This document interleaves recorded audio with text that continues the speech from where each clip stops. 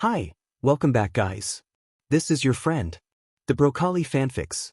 Back with amazing fanfiction. This is the series of What If Deku Had Terrible Psionic Quirk? Now before starting, please give this video a like and subscribe to the channel if you want more videos like this. Now let's get into the fanfic. And let's begin. Disclaimer: I do not own any of the properties inherent in either Boku no Hero Academia or Siren.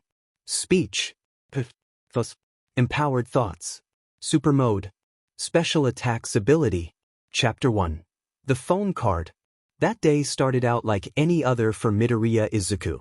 He got up in the morning, had his breakfast, said goodbye to his mother and left for school. Along the way, he got to see a villain in action. A giant of a man who had started terrorizing the Tatooine train station. Izuku had watched in awe as the up-and-coming hero, Kamui Woods, had quickly arrived on the scene.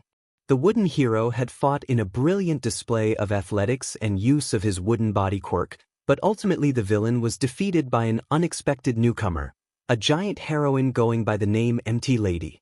The young boy, ever a fanatic of all kinds of heroes, had immediately started taking notes.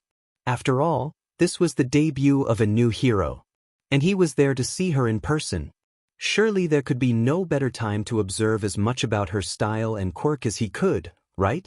At least, that was his reasoning, but the young, green-haired lad would also admit that it was also because he was a major hero otaku. An old man had noticed Izuku's note-taking and praised him for it, encouraging him to try and become a hero himself. The cheer those words inspired in him lifted his spirits for much of the day. Alderaan Middle School. All right, settle down, their teacher called out. He was a reedy, middle-aged man, going bald, with the general look of a person who had spent too many years of his life teaching adolescent children. He held up a stack of papers, saying, "Since you lot are going to be graduating this year, now's the time where you have to start thinking about your futures." As he spoke, the students started fidgeting, quirks causing more than a few to mutate slightly as their excitement mounted. Then the teacher smirked, throwing the papers into the air. I say that, but you guys all want to go into the heroics department, don't you?" The students went wild, displaying their quirks proudly. One boy pulled his own eyes out, another growing sharp blades from a hogue on his head. A girl in glasses levitated her pencil case, but otherwise kept writing. Hidden in the rowdy crowd, Midoriya Izuku sat slumped over his desk, trying desperately not to be noticed. "Hey, sensei," barked a boy with blonde, spiky hair. He sat at his own desk with an air of casual arrogance, his feet planted on the tabletop and leaning back in his chair. "Don't you lump me together with these rejects. There's nothing about me comparable to them." Izuku flinched at the sound of his voice. "Kikakin's as bold as always," he thought, his emotions a confused mix. The young man, Bakugo Katsuki, was one of the top students in the class, not only in smarts, but also in the quality of his quirk. His personality, on the other hand, "Hey, that's going too far, Katsuki. That's right. Where do you get off acting so high and mighty?" Bakugo sneered at the rest of the class. "Shut up, you pointless side characters. I'm headed right to the top." "Oh, yes, that's right," murmured the teacher, looking over a particular sheet of paper. "You're applying to Yui Academy, aren't you?" Izuku froze. Yui Academy? The school was considered far and away the best school in Japan when it came to producing pro-heroes. The number one hero, All Might, was the most well-known of their alumni. Of course, that also meant that their hero course was the hardest to get into. Yui? That top school? Isn't the entrance exam super hard? Geez, you sure have a high opinion of yourself. That's why you lot are only extras. Bakugo barked. He leaped up onto the desk, fist clenched as he towered over the masses. "I took the mock exam and I aced it. I'm the only one from this school going to Yui." Sparks burst from between his curled fingers as he crowed, "I'll surpass All Might and take my place as the number one hero dash." The teacher, who was only listening with half an ear and leafing through more high school applications, murmured, "Oh, that's right. Midoriya also applied to Yui." Izuku twitched. Bakugo froze. The rest of the class stared. "Fahaha," And then everyone burst out laughing. "Midoriya?" asked one boy derisively. A girl nearby giggled. "No way that could happen." The green-haired boy fidgeted, looking increasingly uncomfortable under the weight of the comments and mocking laughter. "Yui's hero course isn't something you can just get into with studying, you know." At this, he stood up, looking frantic. "If that's not true," he protested shakily, they repealed that policy just recently dash. Boom. A hand slapped down on Izuku's desk, accompanied by a literal explosion of light and sound that fractured the wooden top and sent the freckled boy reeling back onto the floor. Bakugu stood over him, his palms still smoking. "You good-for-nothing Deku," he snarled. "You of all people, even compared to all these minor characters, you're just a nobody. You've got no quirk at all. So why are you even trying to get into the same arena as me?" "Wait a second, not so fast, Kakin," squeaked Izuku, scuttling back on his butt until his back hit the wall. "It's not like that at all. I wasn't think of competing with you." His eyes flicked away and he continued weakly. "It's just, I've dreamed of this all my life. You know, there's no harm in trying." He knew that such a tone would only invite more verbal abuse, but he couldn't help but want to justify himself. And sure enough, "Huh," drawled the explosive young man, smoke wafting dangerously from his palms. "No harm in trying?" What a half-butted answer. While none of the other students added anything on top of that, every last one of them fixed their curly-haired classmate with a look. Though they were not all the same, especially with the bizarreness of their quirks, it felt as though Izuku were being crushed by a malevolent derision. Katsuki was the only one to speak, but their stares all said the same thing as him. "What can someone like you even do?" To this, he had no answer. He looked down, cowed into silence. And yet, Midoriya Izuku's resolve did not even waver for more than a second. A few hours later found the students packing up to go home. Izuku was in the process of putting away his notebook, but had paused to check his phone. He thought, his face brightening, that incident from this morning is all over the news. "I'll have to check it out on the way." He reached out to pick up his book, only for it to be snatched up off his desk. "Hold on, Deku." It was Bakugu, the notebook hanging from the fingers of one hand. His eyes were narrowed at his classmate in distaste. "I still have a score to settle with you." He held out the book for a pair of his hangers-on to look at. "Hero Analysis for the Future, number 13, read one boy incredulously, his fingers elongating unnaturally. Geez, this guy just can't take a hint, can he? And 13? What the hell, there's a limit to being a fan of heroes, you know." Izuku's eyes widened and he reached out, pleading, "Give it back." Bakugu's only answer was, without even changing his expression, to clap his hands together on the notebook, a loud bang and a blast of light and heat scorching it in an instant. Then he nonchalantly tossed it out the window. "Gah!" The green-haired boy ran to window to watch the smoking book fall. "That's too mean." "You know," said the blonde boy coolly, "they always get stories about the top heroes from their younger days." His gaze sharpened. He was the only one from his dead-end middle school to get into Yui Academy. "That's how my story's gonna start. There's no room in there for anyone else. I'm a perfectionist, you see." So petty, was the thought that went through both Izuku's head and that of Bakugu's lackey. Then Bakugu smiled and clapped a hand on the boy's shoulder.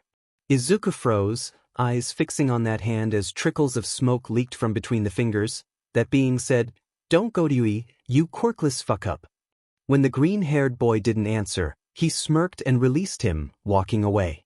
Izuku remained still, trembling slightly. "Geez, at least try and say something back," sighed the boy with Bakugu. Another boy snorted. "He can't. Even though he's a third year now, he still can't face reality." Izuku clenched his fists, but remained silent. Just as he reached the door, Bakugu stopped, brow furrowed as if something occurred to him. "See, now that I think about it, there is one method that could work. Hey, if you want to be a hero so bad, here's what you do." He turned to leer at his victim, his expression twisted with malevolence. "Pray with all your might to be born with a quirk in your next life and take a leap of faith off the school roof." Izuku whirled around, his teeth bared in a grimace of anger. A firecracker of small sparks burst around Bakugu's fingers. Got something to say? He stayed where he was. Izuku trudged along the side of the school building, his eyes downcast with bitterness. Moron, he muttered under his breath. If I really jumped, you'd be guilty of instigating a suicide. Then you'd never become a hero. A light splashing drew his attention to a small koi pond, with the fish in question nibbling at a particularly soggy, burnt rectangle. That's not fish food, he said quietly, extracting it from the water. It's my notebook, you idiots. He pried it open, trying to see if he could salvage any of the notes. Miraculously, they seemed unharmed by the abuse the pages had been put through. Idiots, he repeated. Clatter. Something slipped from in between the pages and fell to the ground. Izuku blinked, broken from his dark thoughts by the sound of plastic on asphalt. He looked around, then checked under his notebook. Lying at his feet was a red card. Where did that come from? He wondered aloud, picking it up and turning it over. Moisture beaded the plastic surface, though that was a minor concern compared to its design. The majority of the card was colored a bright red, but the top left corner was black, the edges ragged as if the red had been worn away. Across the bottom, in large, black, English letters in a blocky, also worn font was the word siren. They are turned backwards. Dominating the right half was a mysterious symbol. A curved, hooked line that looked almost like a closed eye, with a vertical spike extending from above and below it. 6 more spikes radiated out from the bottom at different angles, though they were shorter. The outer spikes led to another pair of slanted lines, bringing to mind a simplistic pair of wings. What is this? Izuku asked himself, tracing a pair of notches carved into the edge. Could it be a phone card? For a payphone. The boy knew that the public phones could take special cards. Once, his mother had shown him an old card she'd found, with the same notches. Did someone lose this? He pondered, turning it over in his hand. Is it a custom card? It's a pretty unique design. And what's this word supposed to be? Peace? Yeah, how's that pronounced? He groaned to himself, scratching his head agitatedly. And what should I even do with this? Actually, how the heck did it get in my journal? Even if it was dropped in the fish pond, it would have sunk to the bottom, but my notebook was floating. As he muttered to himself, he wandered away from the school, leaving through the front gate. He could pick apart the mysteries of the strange card on the way home. Sometime later during his walk, Izuku glanced up, stopping as he realized there was a payphone right next to him on the sidewalk. Have I gone that far already? He asked out loud, looking around. He gave the phone a speculative eye, then looked at the card. Maybe if I use the card, I could get in touch with whoever lost it, he pondered, or maybe I could call the police to tell them it's missing, right? But even before his own reasoning solidified in his head and left his mouth, Izuku found himself feeding the red and black card into the appropriate slot on the payphone. Dash, he gasped, trying to pull back, but the machine took over and the card vanished. Oh man, he sighed, I hope that was the right thing to do. Suddenly, the phone rang, making him jump. What the dash? I haven't even put any numbers in yet. Nevertheless, he picked up the receiver. Hello? This is Dash. Greetings, chirped an artificial-sounding voice. Kanzitayan established. You have reached the Siren Immigration Office. Izuku blinked in bewilderment at the phone in his hand. An automated answer? We will now commence the immigration examination. Please press 1 to answer yes, 2 for no. The boy blanched. Yes. That's not anything that I'm interested in Dash. Later, when he thought back to that moment, Izuku would wonder why he hadn't simply hung up. Question 1. Are you a Japanese person older than 12 years? That's a strange one to start out with, beep. I answered. Question 2. Are you worried about the future of your country? Izuku frowned. Worried? Who could be worried with All Might looking out for us? He dialed. Question 3. Do you have a quirk? He winced. Question 4. Have you ever felt an oppressive presence around a strange quirk user? Question 5. Are you currently feeling ill? He blinked. No, of course not. He pressed 2 again. And so it continued, with the questions becoming stranger and stranger by the moment. Question 12. Do you always talk and mumble to yourself? Question 24. Do you have close friends? Question 30. Have you ever blown anything up? Question 31. Have you ever had boiling water poured on your face? Izuku felt the hairs prickling in his scalp as the automated questioner continued asking those bizarre questions in the same calm voice. Nevertheless, he answered them one at a time with a yes or a no. Question 60. Are you looking forward to going to high school? Before, Izuku might have been confused at how specific that question was, but the strangeness of the prior ones distracted him. Question 61. Have you thought a lot about what you want to do with your life? Question 62. You hate your nickname. He froze, a chill crawling down his back. What did it just say? Indeed, he hated the mocking nickname Kaken had given him years ago. Taken from the kanji in his given name, it literally meant useless person. There wasn't any question about nicknames before. Slowly, he pressed question 63. You never knew your father. You bottle up feelings of resentment towards your mother for those words she never said to you when you came back from the doctor. Izuku started shivering. Why is it? It's not even asking anything anymore. Yes or no? No. Of course not. Even if it wasn't what he quickly hit the deep down, you have your doubts about your own conviction. You know that just smarts can't cut it in the world of pro heroes. There was a clatter as the receiver dangled limply from its cord. Izuku had leaped away from the pay phone, looking wildly around. Who's there? He cried, checking for any sign of movement. This isn't funny. But there was no one around. The green-haired boy was completely alone on the street. Shaking, sweating profusely, he returned to the phone and picked it back up. Where the hell did you go? Only for the cool female voice to screech angrily at him. Get back here, you little sheet. You think this thing is easy for me either? I needed someone useful, but it just had to be someone like you to find that DMN card. If you're gonna puss out from some personal questions, then off and let someone better take over. Izuku flinched, shocked by the sudden change in tone. But then, before he could stop himself, he clenched his free fist. I don't know who you are, he said, his voice coming out awkwardly shrill, and I don't understand what you're talking about, but if you need someone, then I'll do my best. Even if I'm just a useless Deku. Even if I'm quirkless. I don't care what you think of me, so just keep asking your questions. Silence reigned over the street as those frustrated, heated words spilled from his mouth. For a moment, the boy worried that he'd gone too far and offended the mysterious person on the other end of the line. You know that smarts aren't enough. Yes or no? The woman's voice was back to its artificial tone. Izuku closed his eyes.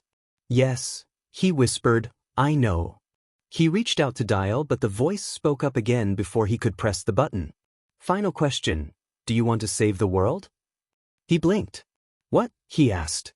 Of all the questions he'd thought he'd be subjected to, that was not one of them.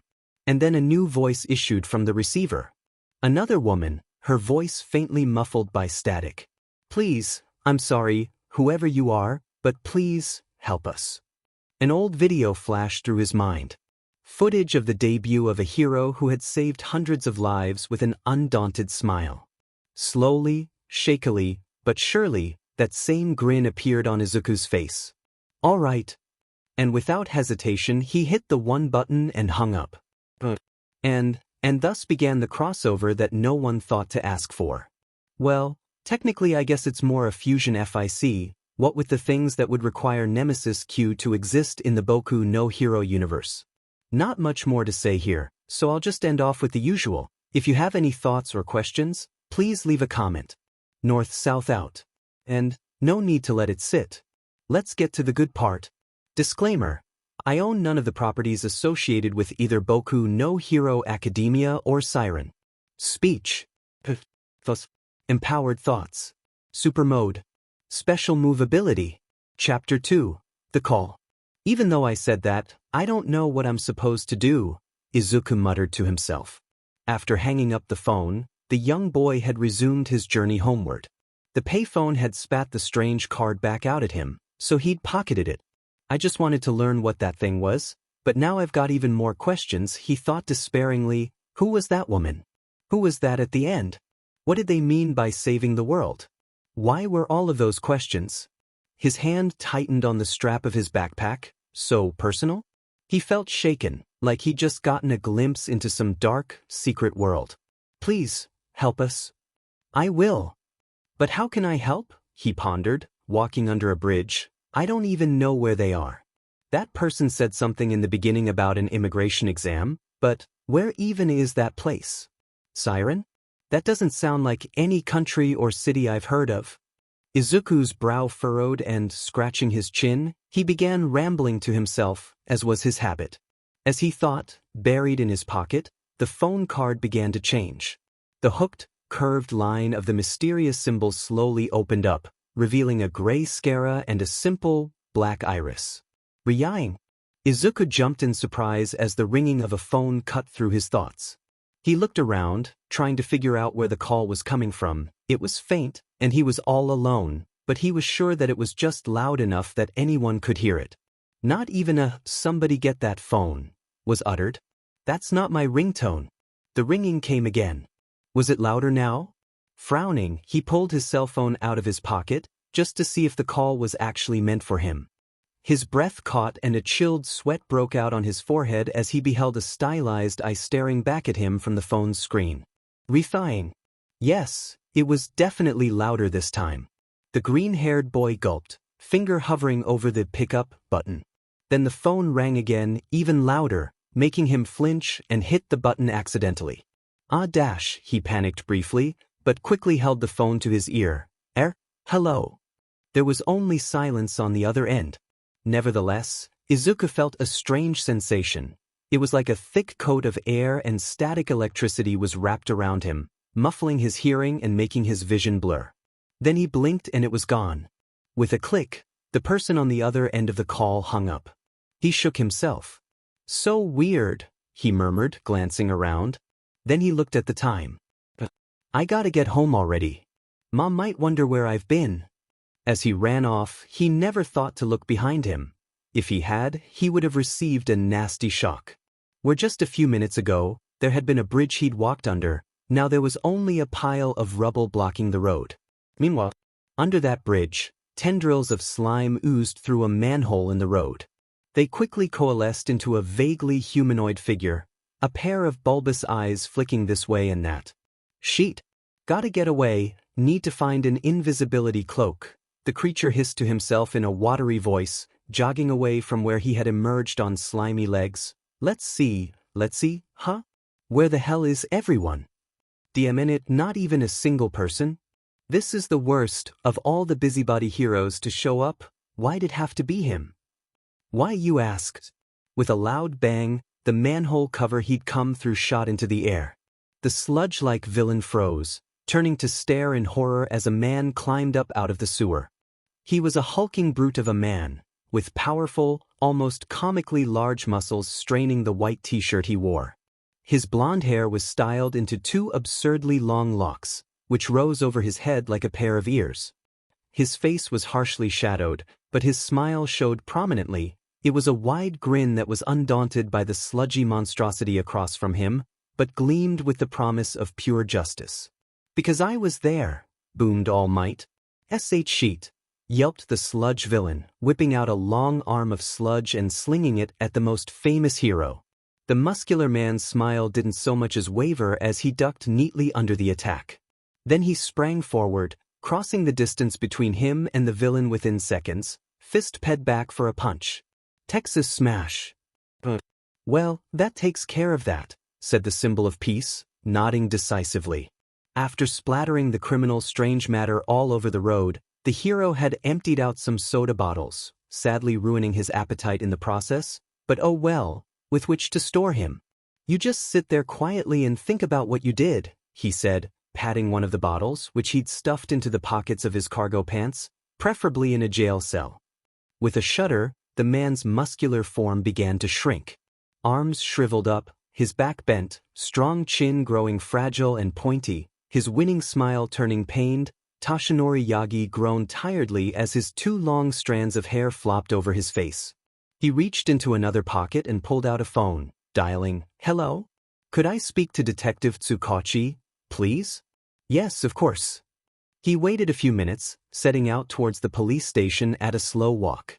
"Tsukachi Naomasa speaking." Toshinori smiled. "It's me. Just wanted to let you know that I caught that sludge quirk thief from earlier. I'm bringing him to the station for lockup, so could you get a place ready for him?" There was a chuckle. "Heh, as expected of All Might-san. How'd you catch him?" "I blew him away and then stuffed him in a couple of soda bottles," was his answer, with a hearty laugh, until his breath caught. The resulting coughing fit sprayed the ground with blood, but was over quickly. "Oi, take it easy, Toshinori-san," groaned the man on the other line. "You haven't overworked yourself, have you?" Yagi wiped his mouth off with a ragged sigh. "Not to worry. I still have enough time left to appear as All Might at the station. And please be careful about the names you throw around. Thank you very much." The last phrase was uttered in near-perfect English. "You think I'm that careless? Nobody's listening to me right now." Apparently the drifters just got called away again. The skeletal man frowned, his sunken eyes contemplative. "Did I see? Has there been anything on that front?" "Afraid not. Whatever quirk is causing them to disappear isn't something we can track. We still haven't gotten any testimony from the ones that return." Toshinori's spindly fingers curled into a fist. "Those poor people, what on earth could make them all keep silent?" Midoriya Izuku stood stock still, a sense of numb horror and confusion filling him from head to toe. The apartment building in which he lived with his mother was a modest place, unremarkable in any way, but it was home. He asked himself distantly, staring at the wreckage of the building that had once stood at his home address, "Why is my house gone? Was it an earthquake? A bomb?" He couldn't move either forward or back, but as he looked around, he realized that something was very, very wrong. The streets were far more cracked than he remembered, the walls separating the buildings from the roads worn and faded. More than a few houses looked positively ransacked, gutted from the inside and practically dead. "What do I do?" he wondered distantly, trembling. His face was pale and sweaty, his wide eyes even wider than normal. Unbidden, the pages of his notebook came to mind. What would they do? "I need to get out of here," he said finally, stumbling as his legs finally moved. He backed away, still staring at his destroyed home, then turned and ran. Growing up, Izuku had been taught that if something ever happened to his home and he couldn't find his mom, he should run somewhere safe. "Where can I go? It can't be too far. The streets might not be safe out in the open." He racked his brain furiously. "What places nearby can I hide in?" "All right. The Bakugo Katsuki hero group will go into enemy territory. Let's go crush those villains." Izuku paused, brow creasing slightly as the memory drifted through his mind. "That place," he muttered, slowing down, that place is close by. I can go there, hide out, then call the police or something." So thinking, he nodded in satisfaction and changed course. The chain-link fence was rusted through in places. And dusty. The signs were likewise faded away with age, but he still remembered them proclaiming the area of forest beyond as off-limits. Izuku also remembered following Kaken and his group of friends into that forest, where they would go on adventures, exploring the streams and wildlife within. This place really has changed, huh? He shivered, rubbing his arms as he walked through the opening in the fence. "I'll walk until I reach the river," he told himself, "then I'll call. I need to find out what's going on." A few minutes later, he reached a clearing among the trees, overlooking a small river that ran through a wide, albeit shallow, valley. An old, rotted tree trunk bridged the two sides of the valley, and the young boy remembered crossing it with Bakugo and his crew. It was so long ago that things changed on that day. The day when Kaken had turned from petty, offhand insults to full-on spiteful cruelty towards young Izuku. But that recollection was inconsequential against the bizarre sight that greeted the young boy's eyes. Kneeling in the dried-up river, leaning its head against that same decayed log of wood, was a wiry figure. From what he could see, it wore only a tattered pair of shorts and its limbs bulged with corded muscle. Its skin was pitch black, not a shade that could be found on a normal human. At least, not without a mutation-type quirk. Hello? Izuku called out tentatively, "Are you okay? See, could you tell me what's going dash?" The person's head snapped up and he choked off his question with a squeak of fright. The black flesh stopped abruptly above the jawline, exposing a slimy-looking brain. The jaw itself didn't look that much better, all jagged and sharp teeth, drooling and steaming. A pair of oddly shaped eyeballs grew directly out of the exposed gray matter, fixed in a permanent glare. Those eyes focused on the young boy immediately. Whispered Izuku, "What is this?" There was no human intelligence in those eyes. There wasn't anything. But as the seconds crawled by, the creature's hands began to curl, fingers clenching and unclenching. Sacks of flesh began to swell all along its body, especially its muscular, lanky arms, while it growled at him. He took a step back. It snarled, lifting its hands over its head, then roared, a sound of pure, inhuman rage. "Jaya!" Izuku turned and ran. "I made a huge mistake," he thought desperately, sprinting as hard as he could through the trees. "What is that thing?" Back at the clearing, the creature glared at the spot where its prey had stood. Snarling, it grabbed at the old, rotted log, bulbous growths along its knuckles quivering and contracting. Boom! The damp wood detonated violently, an explosion of heat and smoke shattering it to pieces in an instant. "Gruage!" howled the monster, leaping up onto the higher bank and giving chase. "Safe." Midoriya Izuku glanced at the clock, biting her lip. "He sure is taking his time," she murmured to herself. The middle-aged woman was seated in her living room, holding her cell phone loosely as she fidgeted worriedly. She knew full well that her son wasn't the type to get up to mischief in his spare time, but he would have called by now, right? But maybe he's hanging out with friends and just forgot the time. She thought back, remembering the children Izuku had always hung around when he was young. A smile tugged at her lips as she recalled the energetic cheer that always adorned his freckled face. Let's see. He was always close with Mitsuki's boy. Maybe I could just call her and see if he's over with them. That should be fine. Oh, but I haven't called in a long time. I hope she doesn't mind. With a long, rambling train of thoughts similar to her son's, she came to a decision and started dialing. It didn't take long for her to get an answer. "Hello? Bakugo residence. Bakugo Mitsuki speaking." Hello Mitsuki-san," she greeted carefully. "This is Midoriya Izuku. Sorry to bother dash." "Inko-chan." The brusque, slightly husky female voice on the other end brightened up considerably. "It's been a while, hasn't it? How are you doing?" She fidgeted, biting her lip.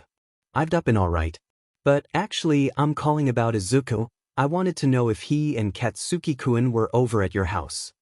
"Faye," spat the other woman derisively. "Not likely. Katsuki doesn't talk about Izuku-kun that much, and what he does say, well, it's not good." Inko sighed. "I see. It was a long time ago, after all." There was a moment of silence. "What's wrong, Inko-chan?"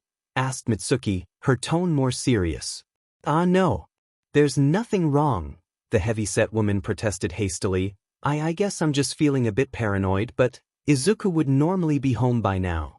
He hasn't even called to say that he would be late, like normal. It's probably just me being silly though, right?" "Yeah, probably," her old friend agreed slowly. "Izuku-kun was always a good kid. He knows to stay out of trouble. He probably just got distracted and is feeling guilty that he can't get away to call you up. He'll be home soon, just you wait." Unbidden, Inko crossed her arms, hugging herself to stop the shaking that had started up. Of course," she agreed. "You're right. I'll just wait for Izuku to return." Mitsuki chuckled. "Just be sure to give him a talking to when he does for making you worry, yeah?" "There's no need for that. Anyone can lose track of time." She drawled skeptically, though with a note of amusement. "And what kind of activity would make him forget to call his dear mother?" Izuku scrambled through the trees, his breathing and heartbeat loud and rough in his ears. Behind him, he could feel the ominous, constant rumbling and roaring of that monster. What is that thing? He wondered, panicked, what kind of quirk could produce something that angry? his foot caught a tree root and he stumbled terribly, arms flailing, but managed to stay upright. That was too close, he thought. If I fall here, there's no telling what'll happen. There's absolutely no way I can fight that thing, whatever it is. A series of sharp bangs and retorts punctuated the thought, along with the crashing of felled trees. Groea! The fence at the entrance to the forest came into view. Izuku dashed for it, arms and legs pumping madly. Without these trees in the way, I'll be able to run faster. And what the hell is going on? Before he could ponder further, there came the sound of shattering wood, and he felt something huge barreling towards him. Izuku yelped, throwing himself to the ground as the thing flew over him and rolled over. The boy scrambled about, changing course to avoid it as it swiped out with its lanky arms. The beast sailed over, hit the ground rolling, and similarly writhed about to reorient itself, buying him precious seconds as the edge of the trees came into view. He sprinted harder than he'd ever had before, leaping over more roots and keeping himself upright. Out of the corner of his eye, he spotted a small gap in the fence. Taking a chance, he juked to his right and dove through the gap. The beast leapt after him and crashed into the fence, the rusted metal bending drastically. Alright, I got away, thought Izuku, his heart pounding in his chest, lungs burning, but it'll probably break through. Gotta lose him, maybe in the streets dash. Boom.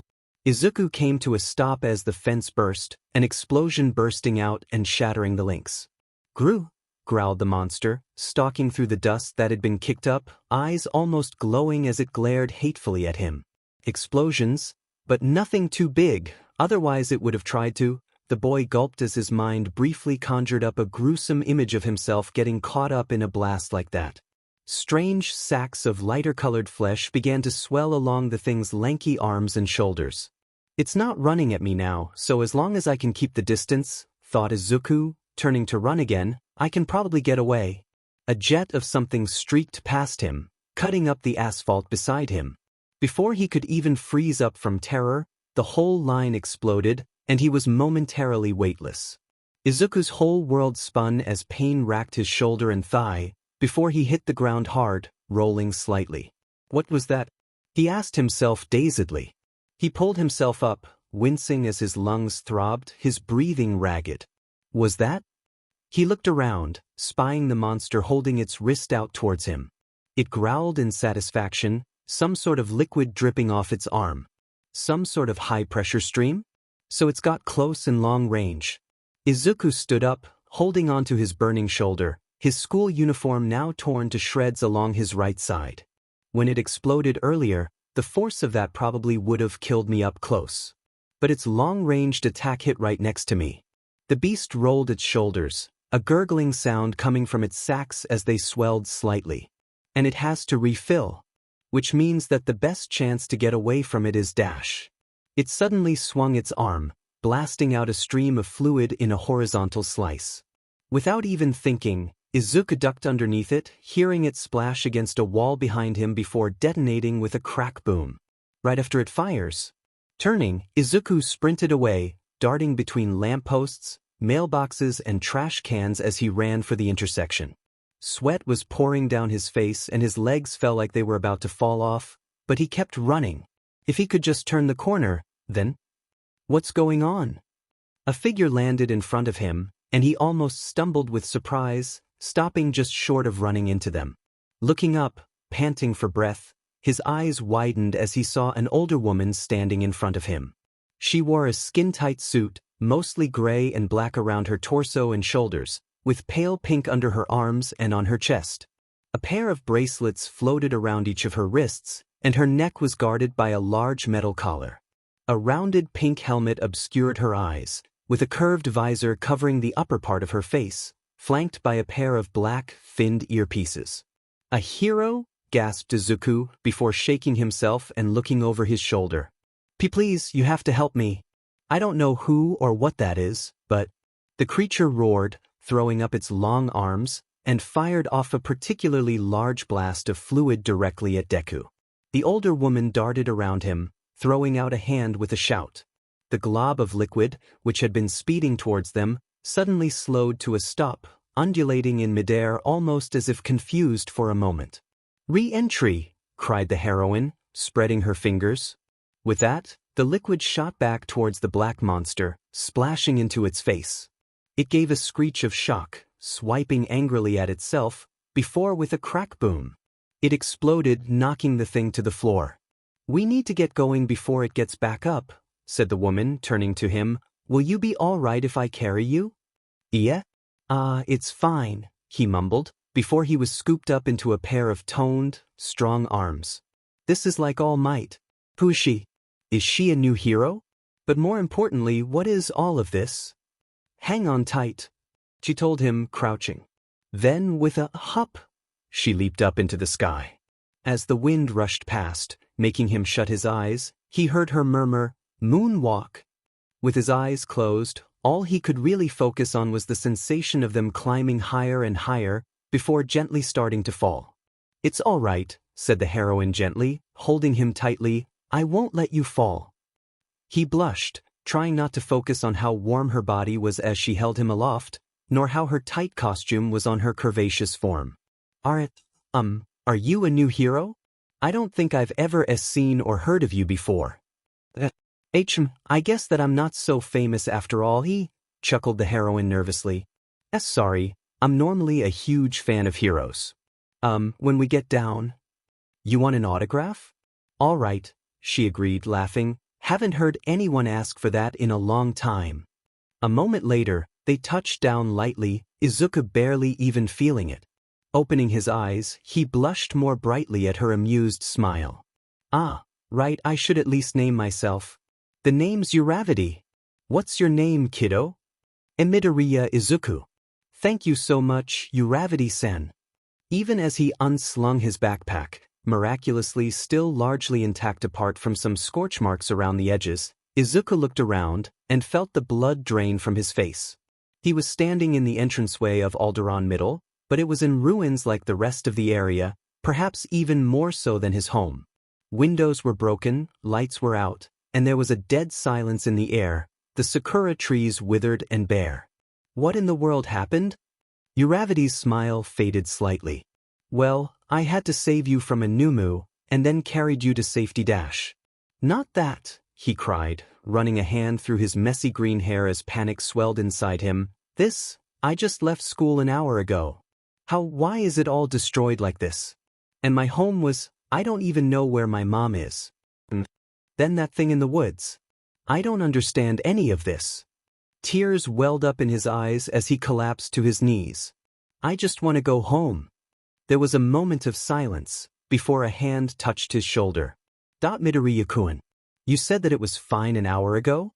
What's changed since then?" "Everything. The trees were still alive, and they were even blooming." "Please, look at me, Midoriya-kun." At her gentle command, Izuku rubbed at his eyes, biting his lip as he turned to gaze desperately at the young woman. "Do you know what's going on?" he asked, hating how his voice trembled. Keeping her hand reassuringly on his shoulder, though with her pinky finger lifted away, she reached up with her other hand and pulled off her helmet. She gave him a soft smile, her face rounded, eyes large but calming. "I think I do," she told him, her face full of honesty. "It's okay, kid. You'll be able to go home, I promise." Then she scowled. "Man, you're really young. What's she thinking at a time like this?"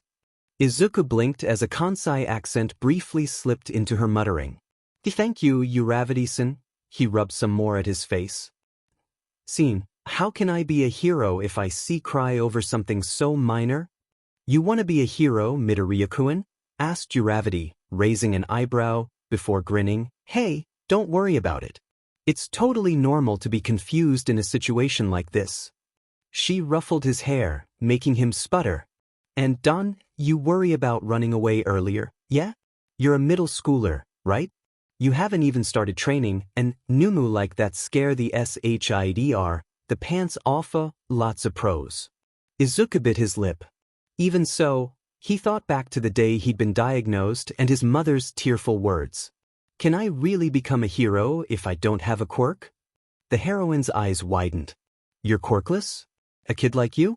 Wow, I didn't even know that still happened. Now she was the one looking uncomfortable. Listen, I probably don't have to tell you that being a hero is super dangerous, right? He nodded, looking down. But Uravity cleared her throat. There's not someone I need to bring you to. They're the one who can send you home. Are really? But my home was... It's complicated. And you might think I'm crazy if I tell you myself. But this person, she can give you an opportunity.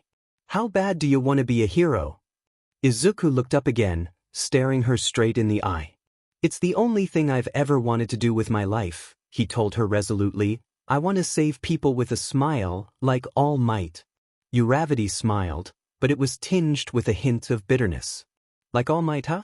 I dunno about that, but I can promise you that you might get a chance at that.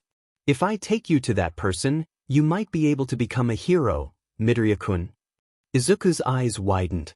Then the tears started flowing again. No, wait, don't cry, yelped the woman, waving her hands frantically. Oh no, oh gosh, what did I say?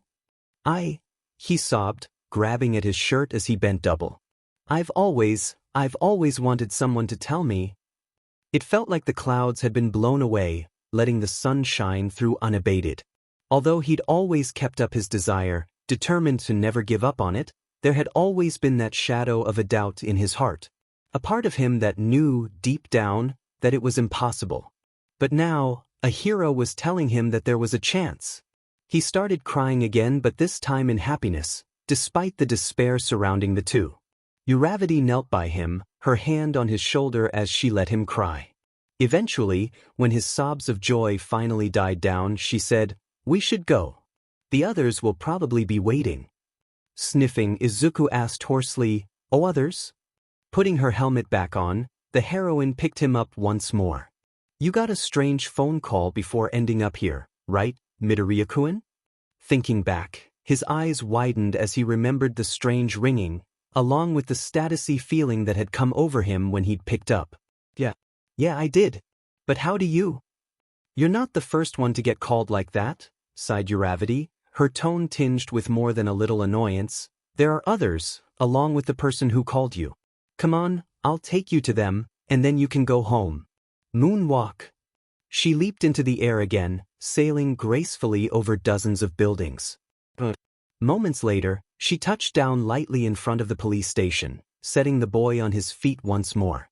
Come on. They're inside. Nodding nervously, Izuku opened the door and stepped through. After all the bleak devastation he'd seen in the city, he was both slightly surprised and intensely relieved to see activity inside. 3 officers were seated at various desks, working on computers or talking on the phone. One of them, a man with a gray-faced dog head, looked up as they entered. Uravity-san. It's good to see you. And who is this that you've brought with you? Thought Izuku, blinking. Thanks, Chief Kenji, sighed the woman, patting the boy on the back reassuringly. I found him running around in the old abandoned residential district near the woods. He was being chased by the blasting Numu. The police chief's hackles lifted slightly.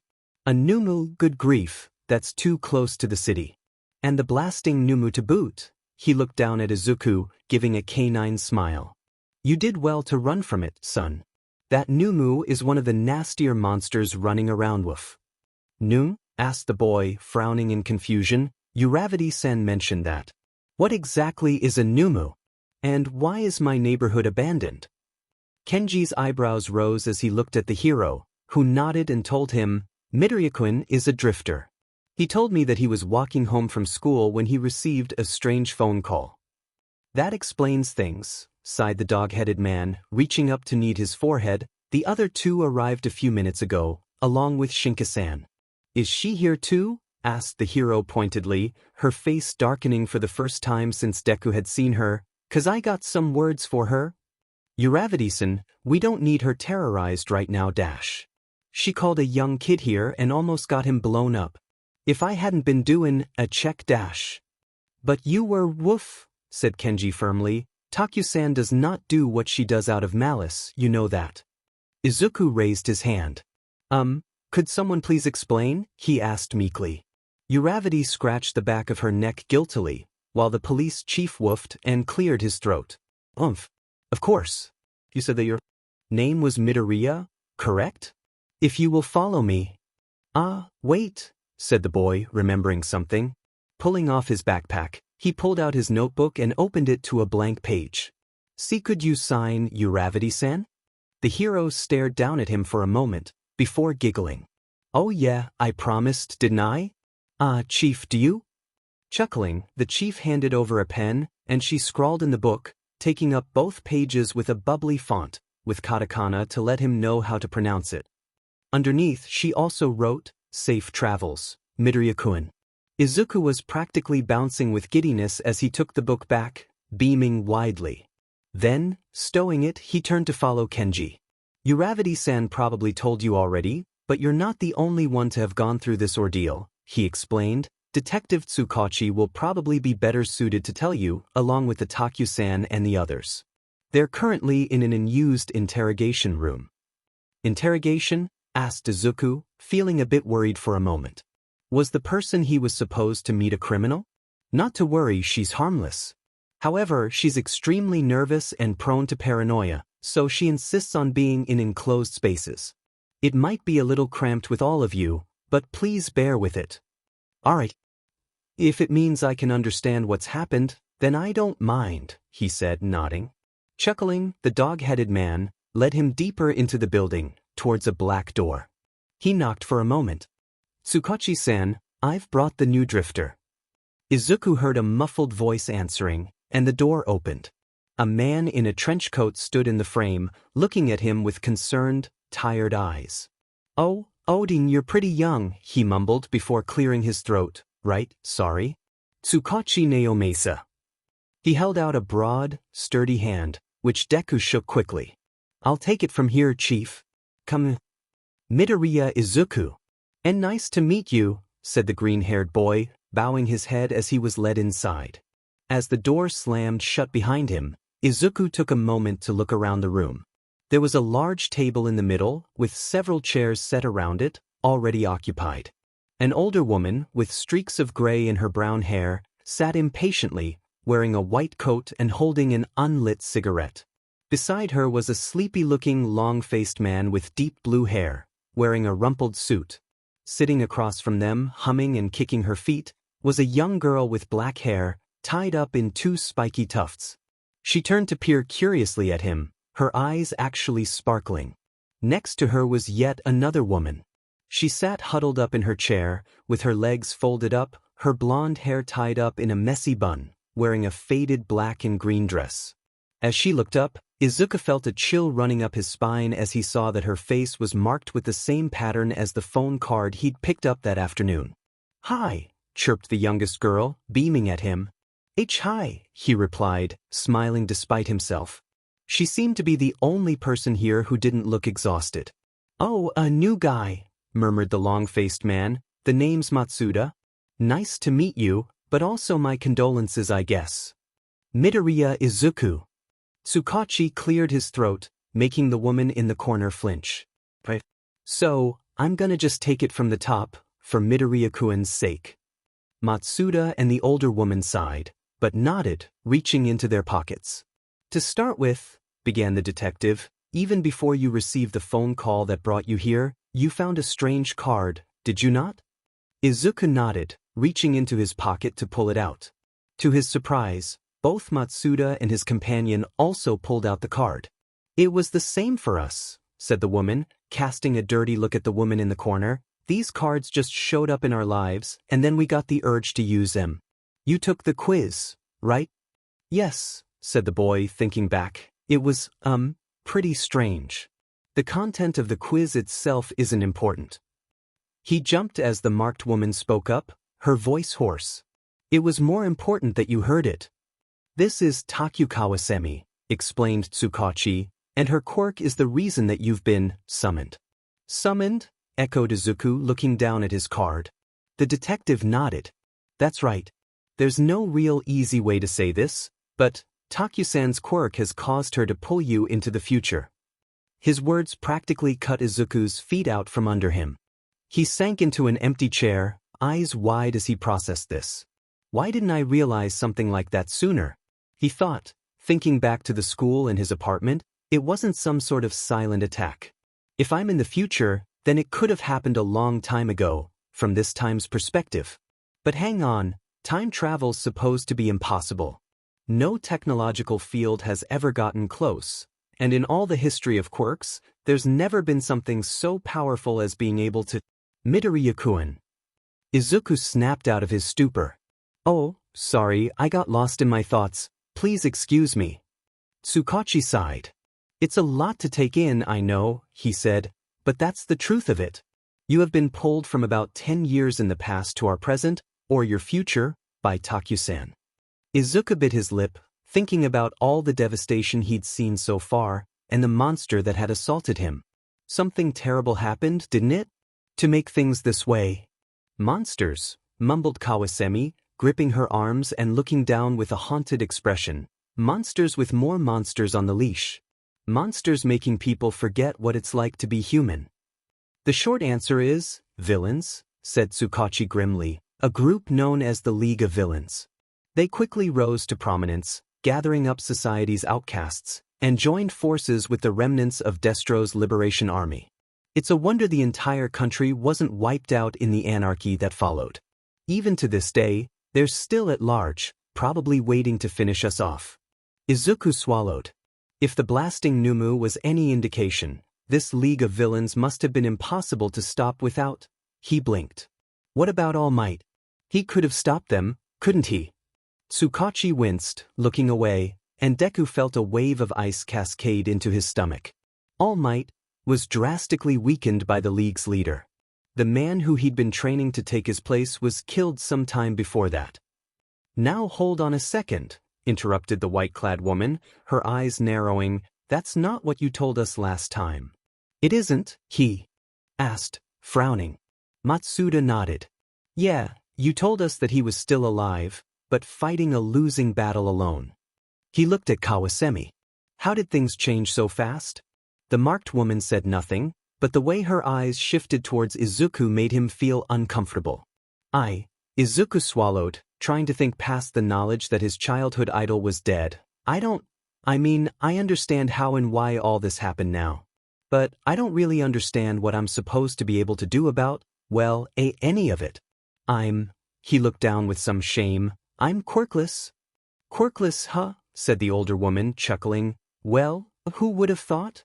A third one, asked Kawasemi, her eyes widening. Is this fate? Tsukachi looked similarly surprised.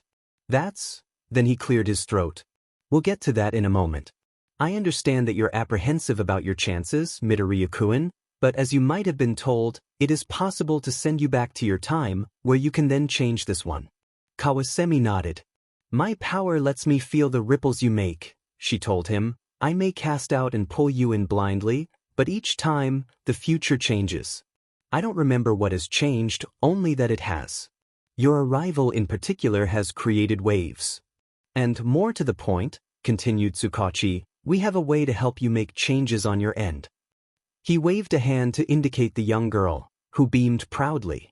Yayarozu Shinka, another person with a powerful quirk. Boo, boasted the child, I can make your powers stronger. And it's periperna. What's the word for when it lasts forever? Permanent, supplied Izuku, smiling despite himself. Yeah, that. Wow. That's so cool, he praised. But how does that help me if I'm quirkless? The older woman chuckled. Yeah, well, so are we. Shinka-chan's quirk works differently on a quirkless person. Izuku looked at her, confused. Then he remembered what Uravity had told him. You might get the chance to become a hero. He smiled slowly. I see, so that's it? So that's what's going to happen. Shinka-chan will use her quirk on you. Then we have another person who can do the reverse of Takusan's power, to send you back to your own time. As for what you can do to change the future dash. It's all right, Izuku interrupted him, smiling. I know what I'm going to do. If Shinka-chan is going to give me power, then I'm going to use that power to apply for Yui Academy and become a hero. He looked at the woman who had called him to the future.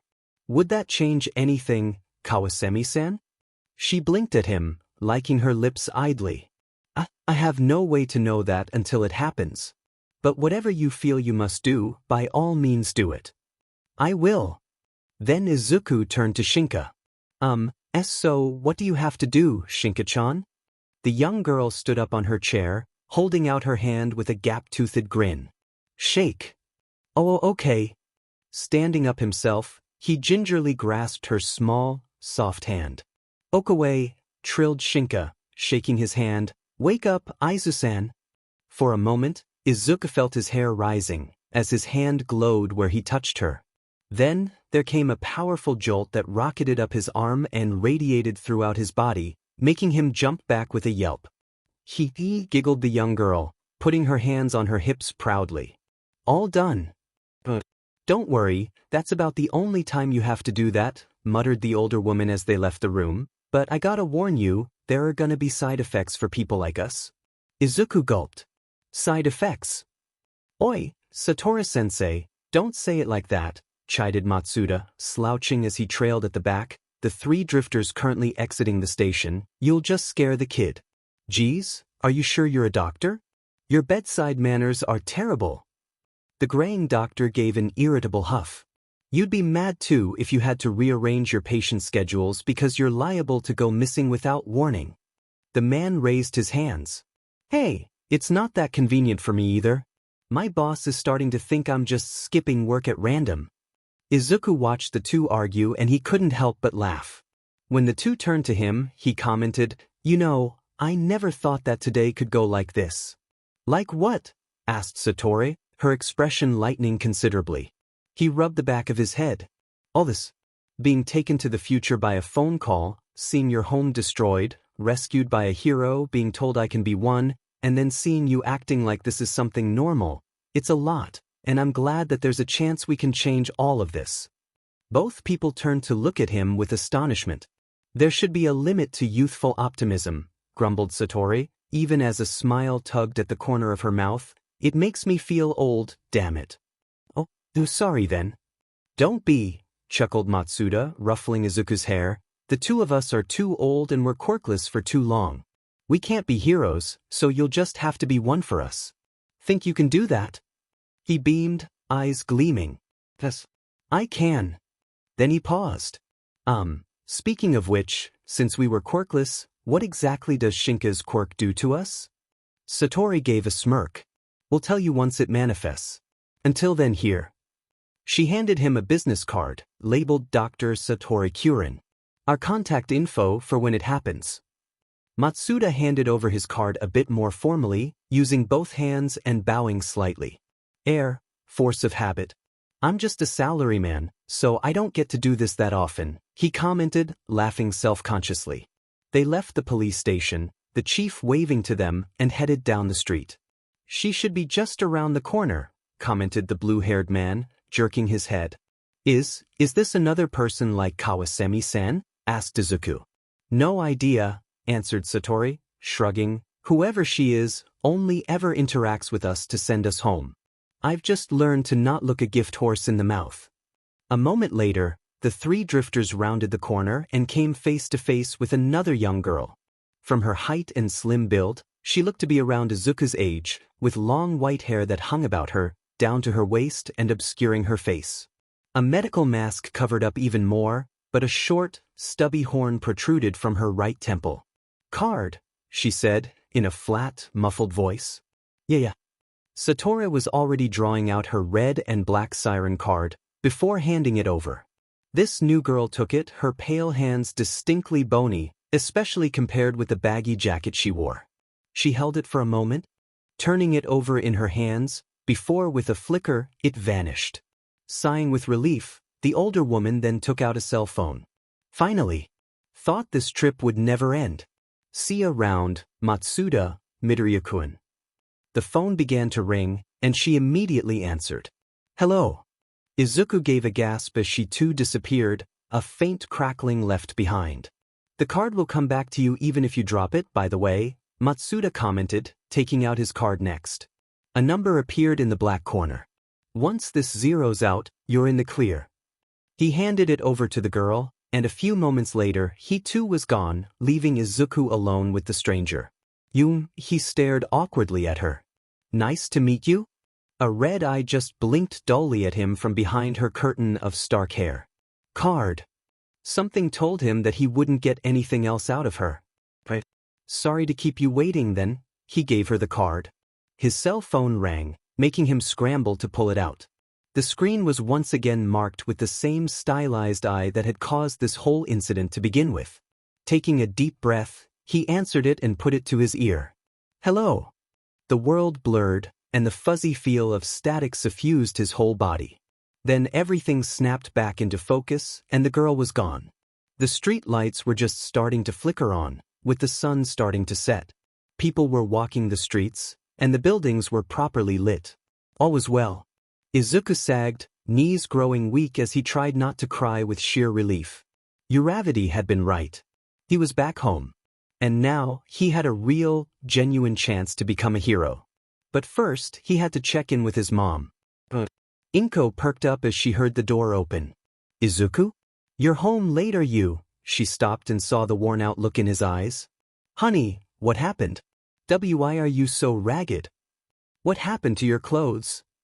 Izuku said nothing and just staggered over to her. Before the woman could react, he wrapped his arms around her. Oh, tears welled up in her eyes as she hugged him back. Izuku, are you okay? I missed you, Mom. She smiled, squeezing him. You're a sweet boy, baby.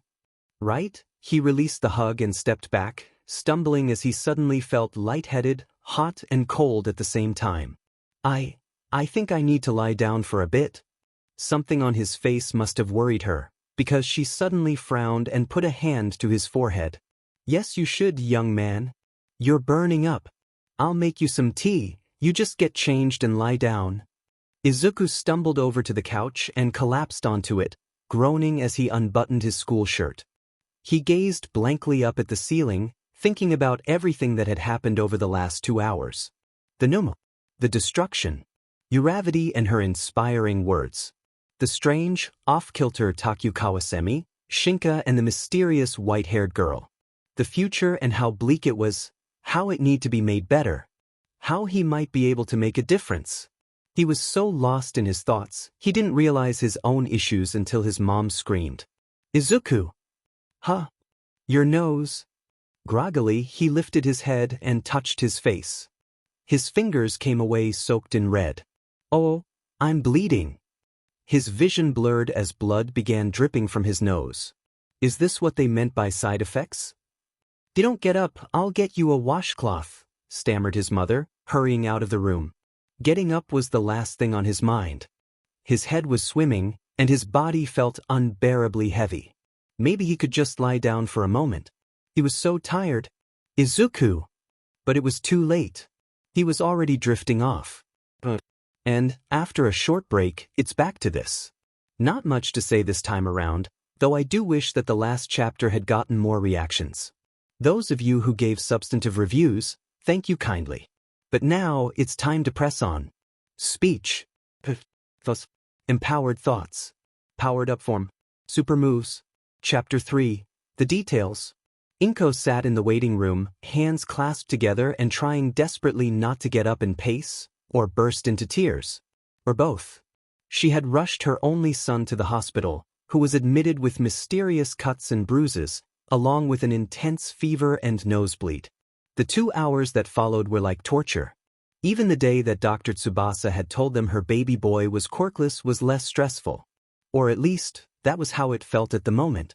He was out for so long, got banged up and then fell sick. Please, don't let it get any worse.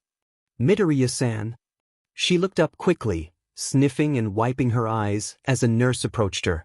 Sorry, I'm worried. The nurse smiled patiently at her.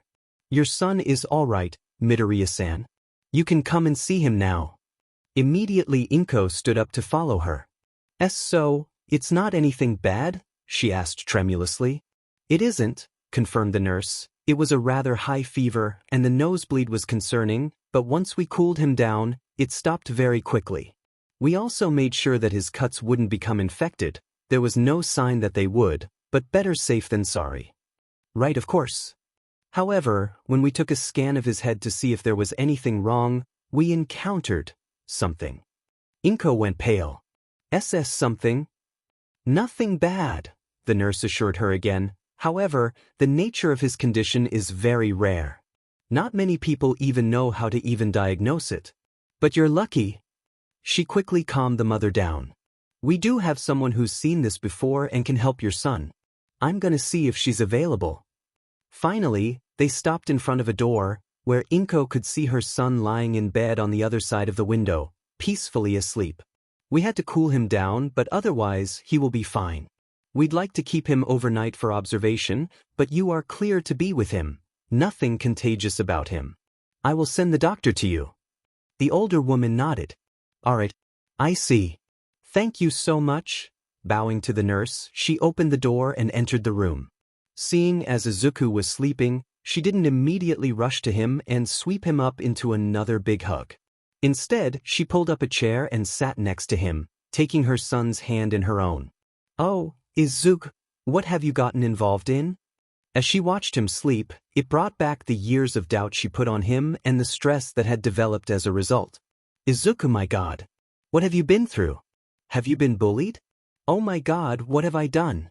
I'm such a horrible mother to not even see my son's bullying. Her musings were cut short as Izuku blinked himself awake. Aga, what happened? Where? A hospital? Izuku! Inko cried, hugging him tightly. He yelped. The tears were already streaming down her face, soaking his hospital gown and blankets. I was so worried, she wailed. Your fever was so high and you were bleeding so suddenly, I didn't know what else to do. Mom, the boy paused as he touched his head. I'm fine. What do you mean, huh? Demanded his mother. I was worried sick about you. Izuku cringed. Sorry, it's just that I remembered not feeling all that well. Inko stared at him seriously. Izuku, she began, where were you yesterday? You came home covered in cuts and bruises, and your uniform was all torn. Did you get beat up? You can tell me, sweetie. He opened his mouth, already wondering how he would explain what had happened. He blinked, then jolted, realizing that he'd been sitting still for a moment. Sorry, Mom, what was that? I lost track of what I was saying. She frowned at him, brow creasing with exasperation and more than a little worry. I asked you what you were doing after school, young man. Izuku nodded. Alright, right? Then he frowned as well, falling silent. Then he looked at her again. What were we talking about again? Izuku, what is going on? Tell me. Inko demanded. It's nothing too bad, Midoriya-san, sighed a woman's voice. Both of them turned their attention to the door to see a middle-aged woman with graying hair, one who Izuku recognized immediately. Yeah? Satoru-sensei? He asked. Inko looked between the doctor and her son. Izuku? Do you know this person? We met earlier today, actually, said Dr. Satoru, taking a seat on a nearby stool. Sorry to say, Midoriya-san, but your son has become wrapped up in something particularly troublesome. She held up a hand even as the mother opened her mouth. If you try asking us about it, you'll only get the same result that you just got from Izuku-kun.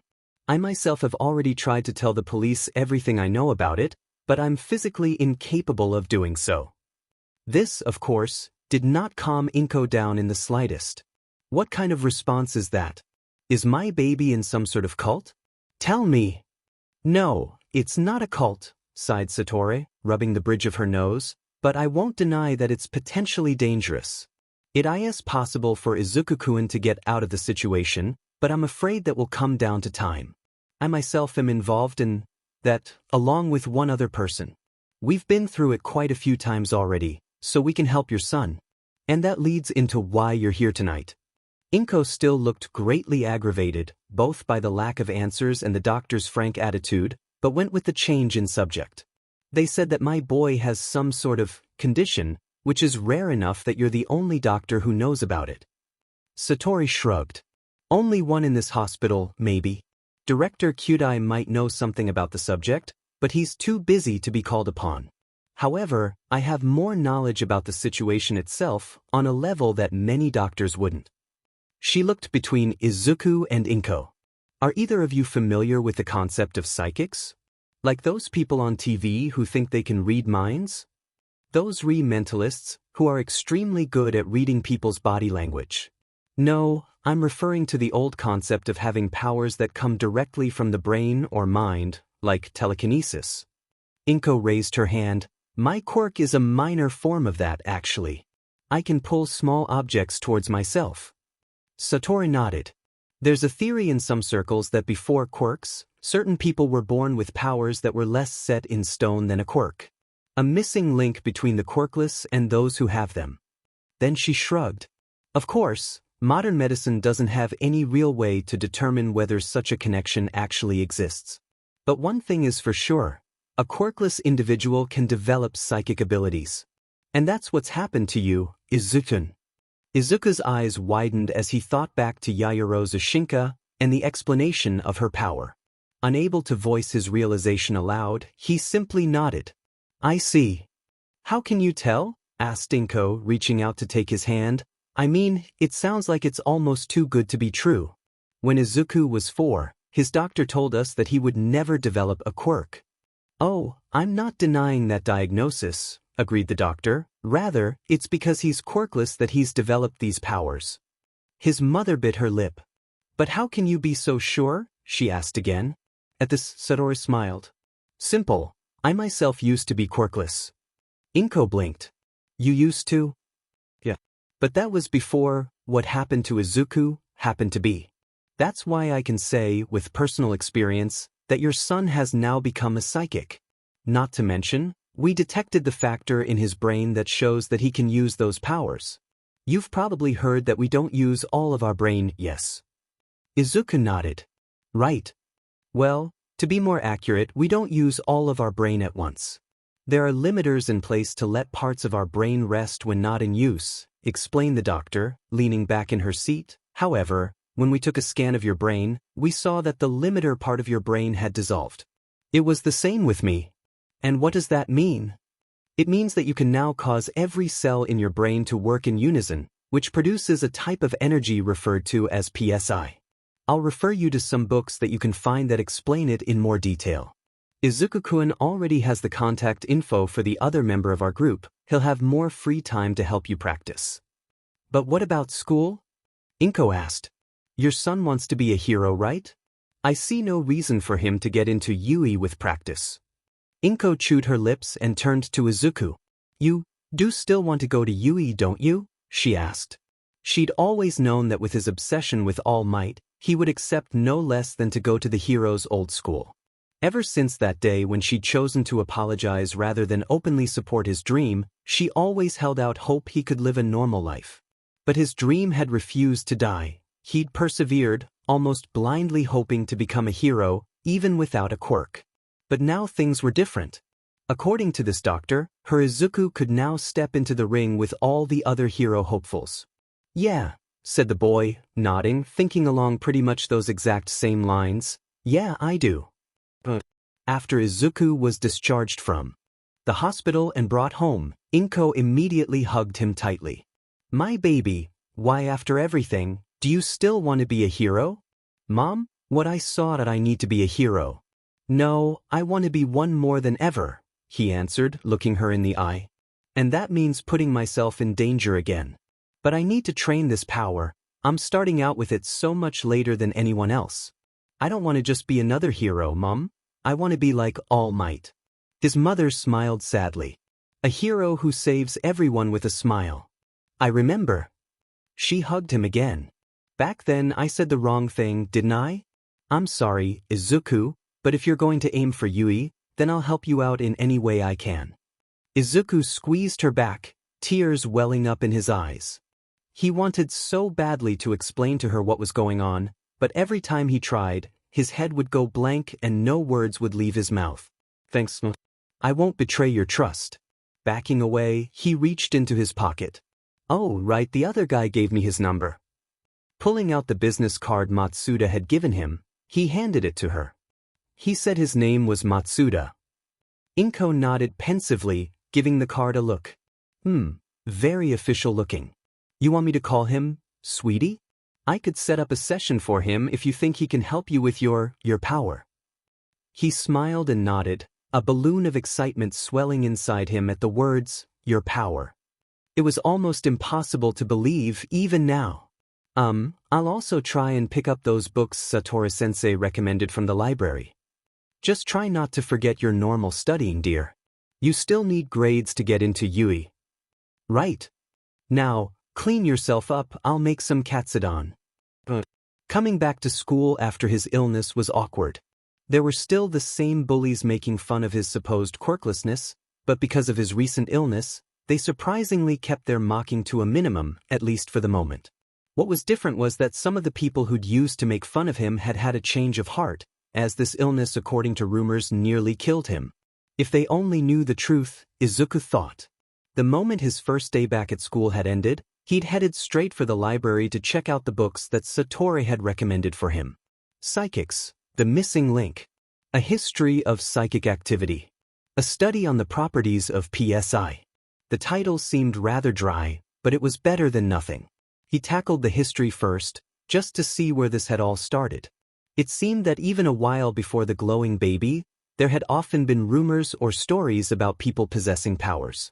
Most of them seemed to fall under what was today known as emission-type quirks. Like Satoru had said, this had been discovered to be linked to a missing part of the human brain. The brain, now lacking a limiter, had become able to produce mysterious energy known as PSI. It was theorized that the quirk factor, the parts of the body that made up modern-day quirks, produced a more stable form of PSI. As for what PSI actually was, as far as the books detailed, it was a special form of energy that was produced when every part of the brain worked at once towards a given task. Thus, the natural limiter that kept the brain operating mostly in shifts had to be absent for this energy to be produced. When quirks had begun to appear, those who'd taken the idea of PSI seriously had attempted to see whether or not the two were related. Apparently, results had been inconclusive. Short of invasive brain surgery and unethical human experimentation, there was no way to purposefully grant a person psychic powers.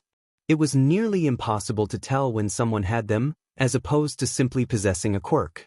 As it was, in the present there were only a handful of officially recognized psychics left in the entire world. If psychics came from quirkless people, that makes sense, thought Izuku. Only 20% of the population is without a quirk these days, and most of those people are really old. Shinka-chan's power would probably revolutionize that whole field of research, but I guess she doesn't really exist yet. Setting aside the history book, he went into the studies book. This was one that discussed observed PSI abilities.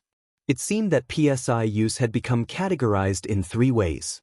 First, there was burst type, which shared similarities with the now standard emitter-type quirk. A psychic using burst would use their PSI to affect the world around them in some way, such as by telekinesis. Trance-type PSI had very little in common with any of the usual quirk classifications. It seemed to deal directly with the minds of others, or the user's own, allowing them to influence others' senses or to grant themselves new ones. Finally, there was rise-type. This was considered closest to transformation or most augmenting emitters, in that the user could use PSI to increase their own body's capabilities, ranging from increased strength to boosting one's mundane senses or healing factor. This is way too much. There's no way I could do all these things, right? I mean, I literally just got these. If psychic powers are a precursor to quirks, there's gotta be a reason why they didn't stay that way. If I'm gonna learn, I'm gonna need to train with someone who knows. Mom has the card for Matsuda-san, maybe he can explain it. Hello there, exclaimed the office worker, giving a short bow. Inko had indeed called the number that Izuku had given her, and after a round of introductions, had asked him to come over that weekend. So, I'm Matsuda. Nice to meet you in person, Midoriya-san. Welcome, replied the woman, regarding the thin, blue-haired young man. I assume Izuku met you in the same place as Satoru-sensei? He nodded, straightening up. That's right. I mean, I've only met the kid briefly. But if you want details on the whole thing? Inko sighed. No, Satoru-sensei already explained that it's impossible for you to explain it. Not to you at least, elaborated Matsuda, rubbing the back of his neck even as he took off his shoes. Only people who've shared the same experience can talk about it openly. It's irritating, but there ain't much I can do about it. Nodding with a furrowed brow, Inko led him into the living room, where she'd set up a table. Izuku was there to meet them, his eyes brightening in recognition. "Thanks for taking the time to come here, Matsuda-san," he told him. "I've been reading the books Satoru-sensei gave me, but I wanted to ask you some things." "I can only imagine," chuckled the man, taking a seat at the table. "Please, ask away, I'll answer as best as I can." "Would you like some tea?" asked Inko. "Oh yes, please.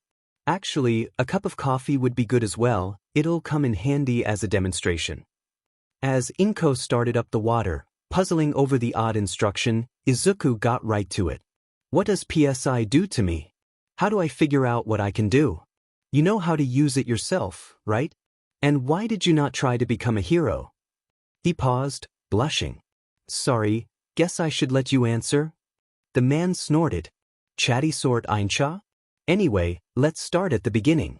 You read the books Satoru told you about, yeah? Well, you can use PSI for pretty much all those things."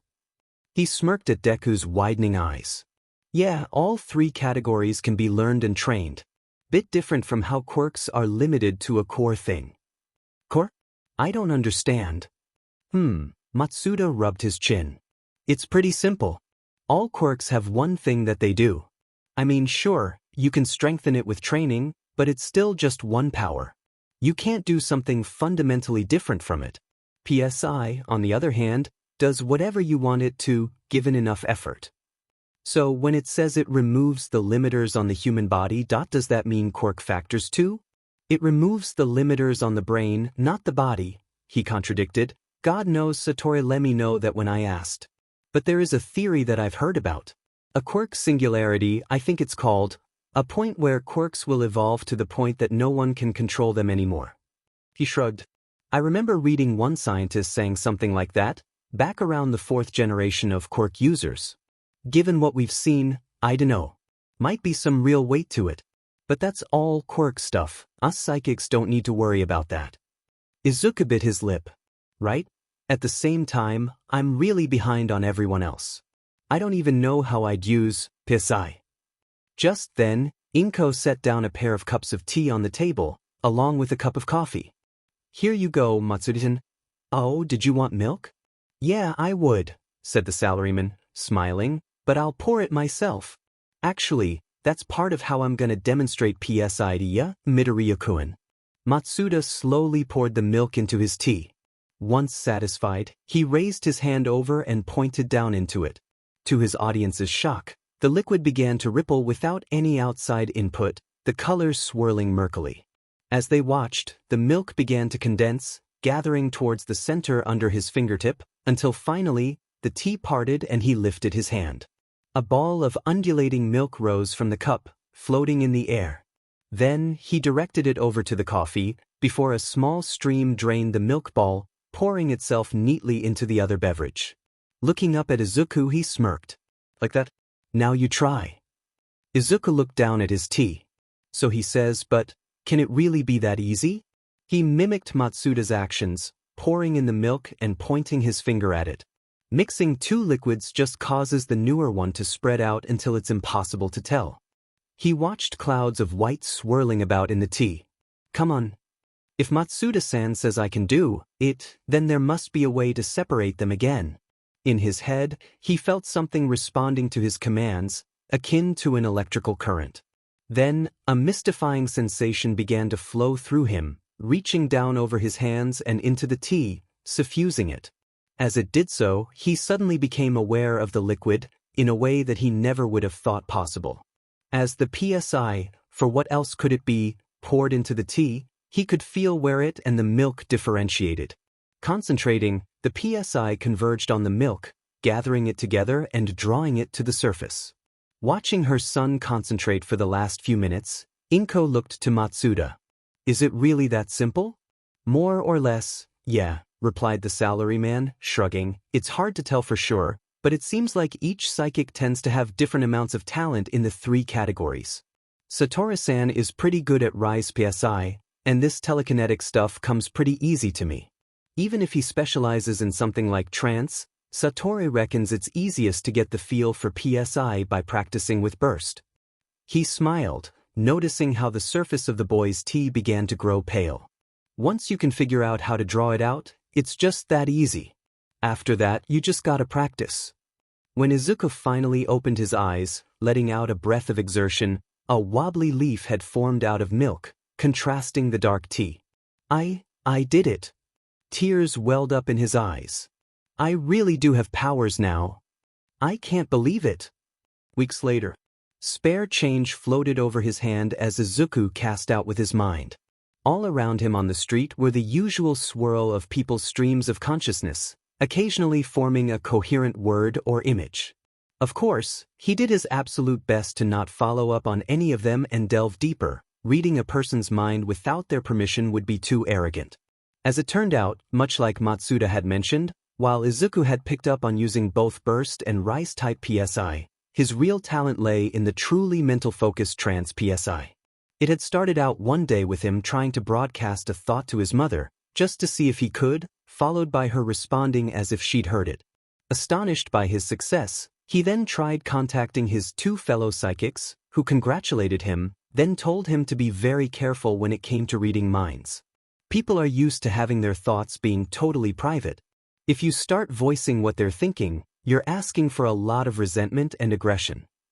But on the other hand, if a person is in trouble or feeling bad, he thought to himself, his eyes glowing as he watched the colored, textured auras swirling from people's heads, I can find and help them, somehow. A dark, thin tendril drifted by him. He spun around, eyes wide. What was that? Eyes narrowing, he thought about the aura he'd just seen, if only for a second.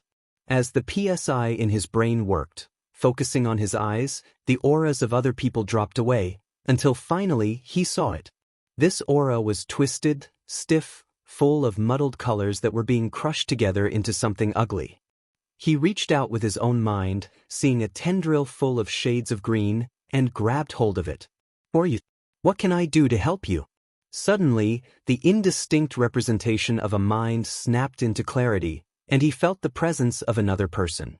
She was just a ways down the road, sitting on a bench idly kicking her legs.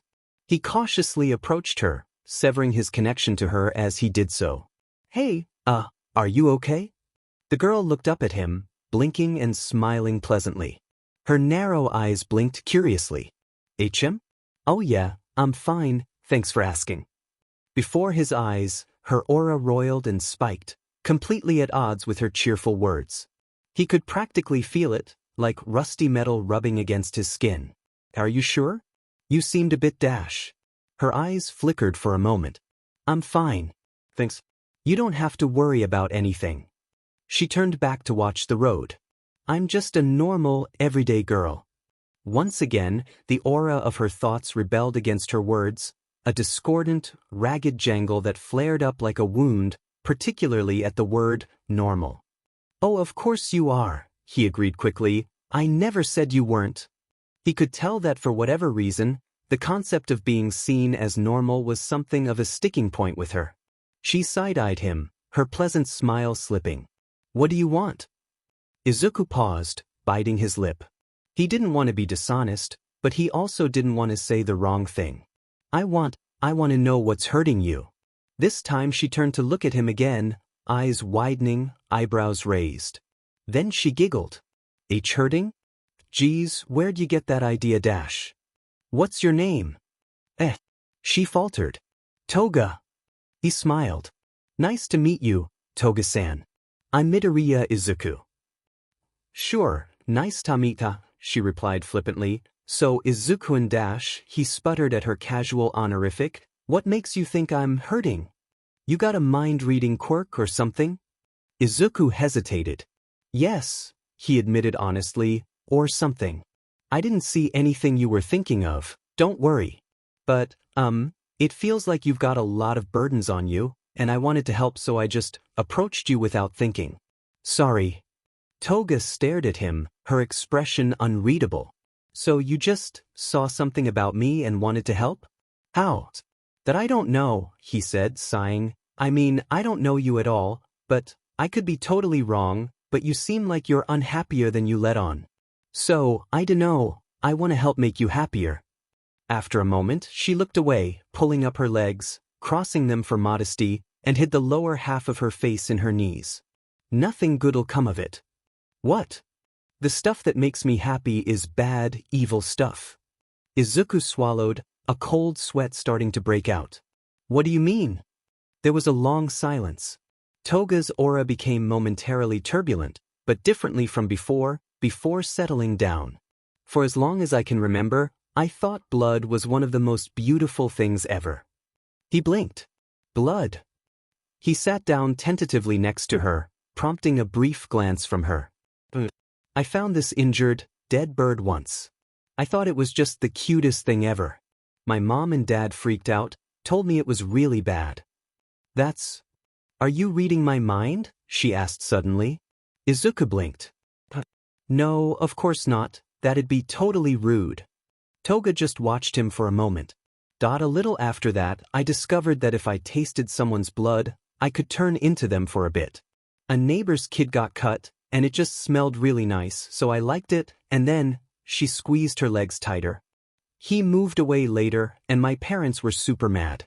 They called me a demon child, and that I was born wrong. So, I try to act like I wasn't. Not knowing what to say, Izuku watched her. He knew that he couldn't just say, "You're wrong," to her. After all, he was just a stranger to her. He couldn't say, "I understand." While he'd always been told that he couldn't be a hero, that was a different beast altogether. Tentatively, he reached out and put a hand on her shoulder. "You know how it feels to be like an outcast. I didn't have a quirk for a long time. You see, I've been training this mental quirk. You can say mind reading is part of it, but I haven't read your thoughts." Izuku assured her at her pout. As for liking blood, well, blood usually means that someone got hurt. I guess your parents were afraid that you might start hurting people. I kinda get that. When I first got told that I didn't have a quirk, I didn't want to give up on being a hero. My mom gave up on that back then. I kept on trying, but there was always this voice in the back of my head that agreed with everyone else. That I was just denying reality by trying to do something that was impossible for me. Then he smiled. But then I got a chance to turn things around and change things. If there's a way that I could help you change things, then I want to. Toga bowed her head and was silent. However, he could see that her aura was growing turbulent again, the murky colors growing ever so slightly more distinct.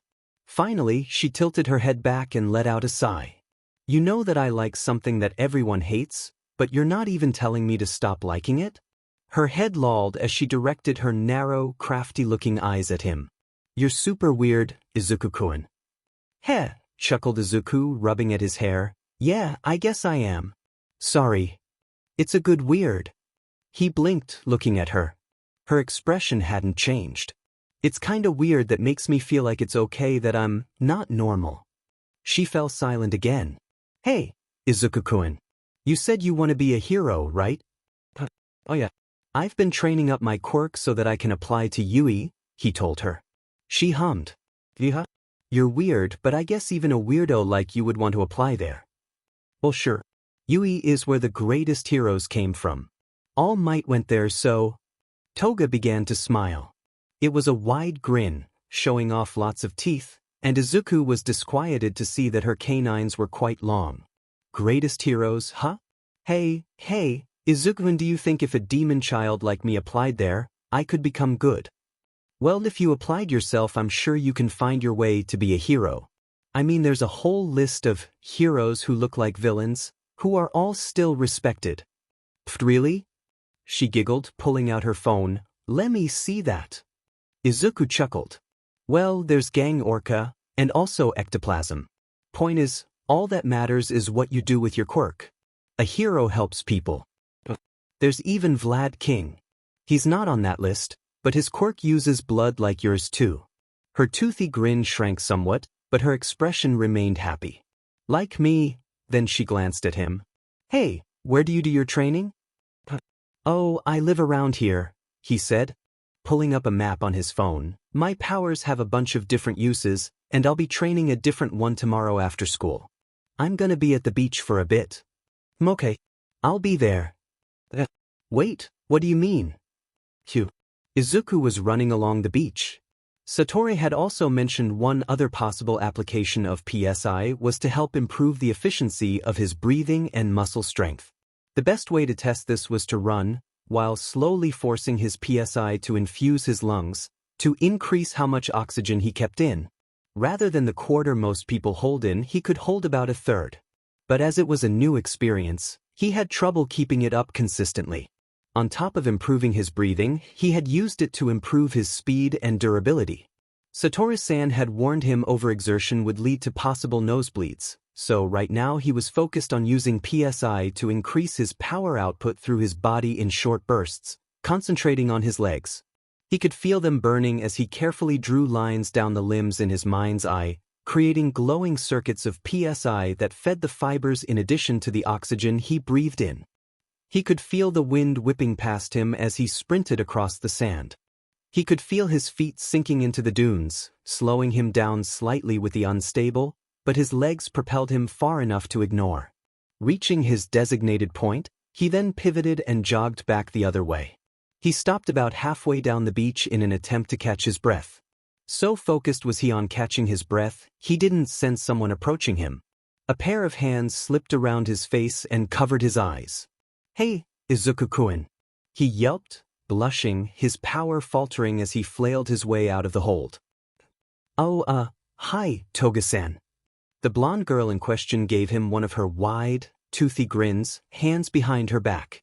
"I told you I was gonna be here. So what are we doing?" Well, he began, rubbing the back of his head. "I was trying to see if I can use my abilities to increase my strength and speed. I mean, I already know that I can, but I'm trying to keep a hold of it." "Wow. So you can control your blood?" Well, he paused. It probably could." So you can read minds and do that too? Your quirks all over the place."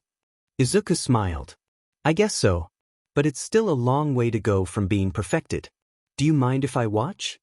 Toga asked. Shrugging, he told her, "If you want. It might be boring." Toga shrugged. "I've got nowhere to be. You're my only friend right now." Izuku then realized he had no friends his age. Sure, Satori-sensei and Matsuda-san could be friends, but they were too busy. "Yeah. I guess we only have each other right now." Before he could continue, he felt something dripping from his nose. "Ugh, I overdid it," he groaned, wiping at his nose, his hand coming away tinged with scarlet. "Gonna need to take a break for a bit?" The girl's narrow eyes locked onto his blood-stained hand. That's a shame," she mumbled. She liked her lips. Let me clean that up for you." Wait, what are you?" Toga suddenly grabbed his wrist and brought it to her face. He shivered as a warm, wet tongue dragged across the blood he'd shed. Tastes good." Izuku smiled awkwardly. Thanks? But that came from my nose, you know." The girl's face was flushed for a moment, her wide smile content in a way that made him feel embarrassed. "This tastes good, Izuku-kun." The psychic watched, completely nonplussed, as a pale sludge suddenly emerged from her head, washing over her face, before morphing into a replica of his. Toga? I don't think I have the legs for that skirt." The Izuku copy looked down and chuckled, giving him chills when his own voice emerged from her throat. "Well, I don't turn into a guy all that often. Or anyone really. You know, I could see you in a skirt, but then I'd have to turn my clothes and well, they don't change back afterward." Izuku sputtered at the implications, blushing and covering his face. So anyway," he squeaked, "how long does that last?" His doppelganger shrugged. "Maybe a minute or two. When I drink blood, it gives me a tank of energy, and when it runs out, I can't transform anymore. But I can store it up by not changing." The boy paused, blush fading as he began to consider that information.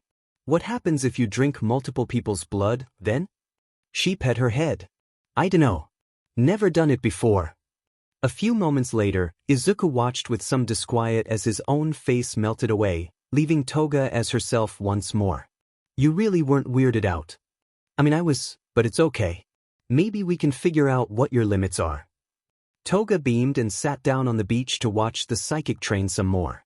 As she observed, Izuku clenched his fists and set his jaw. Lines of green light began to trace across his face, centering on his eyes. Sense rise, eyes. Suddenly, his vision sharpened, making him grunt as his eyes ached slightly, gazing out over the ocean. With his enhanced eyesight, he could see the shipping lanes that were beyond the horizon. He could also see some of the ocean-based heroes out on patrol in their ships. Looking down, without even crouching, he could easily count the grains of sand on the beach.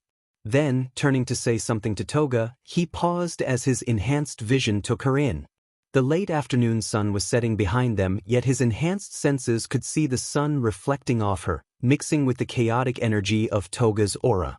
The colors were still dark and murky, but they had cleared just a little bit. It gave her a maddening yet exotic look, and he had to look away to hide his blush. There was something about her that made him want to do his best. Was it to set an example?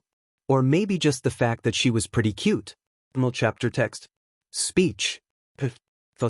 Telepathy. Super mode. Technique super moves. Chapter 4. A light that cannot be extinguished.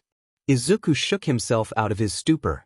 I'm so sorry, Tsukachi-san, he said, bowing his head quickly. I drifted off for a second. No, it's all right, sighed the detective. I'm used to that reaction by now. He looked down at the paperwork. Is that everything? The green-haired PSI user nodded. Evidently, the fact people kept disappearing and reappearing after receiving a mysterious phone call had caught the police's interest. While it was impossible for the drifters to explain where it was that they were taken or what they did while they were gone, as long as they could keep track of who was disappearing, it would make it easier to help them when they eventually reappeared.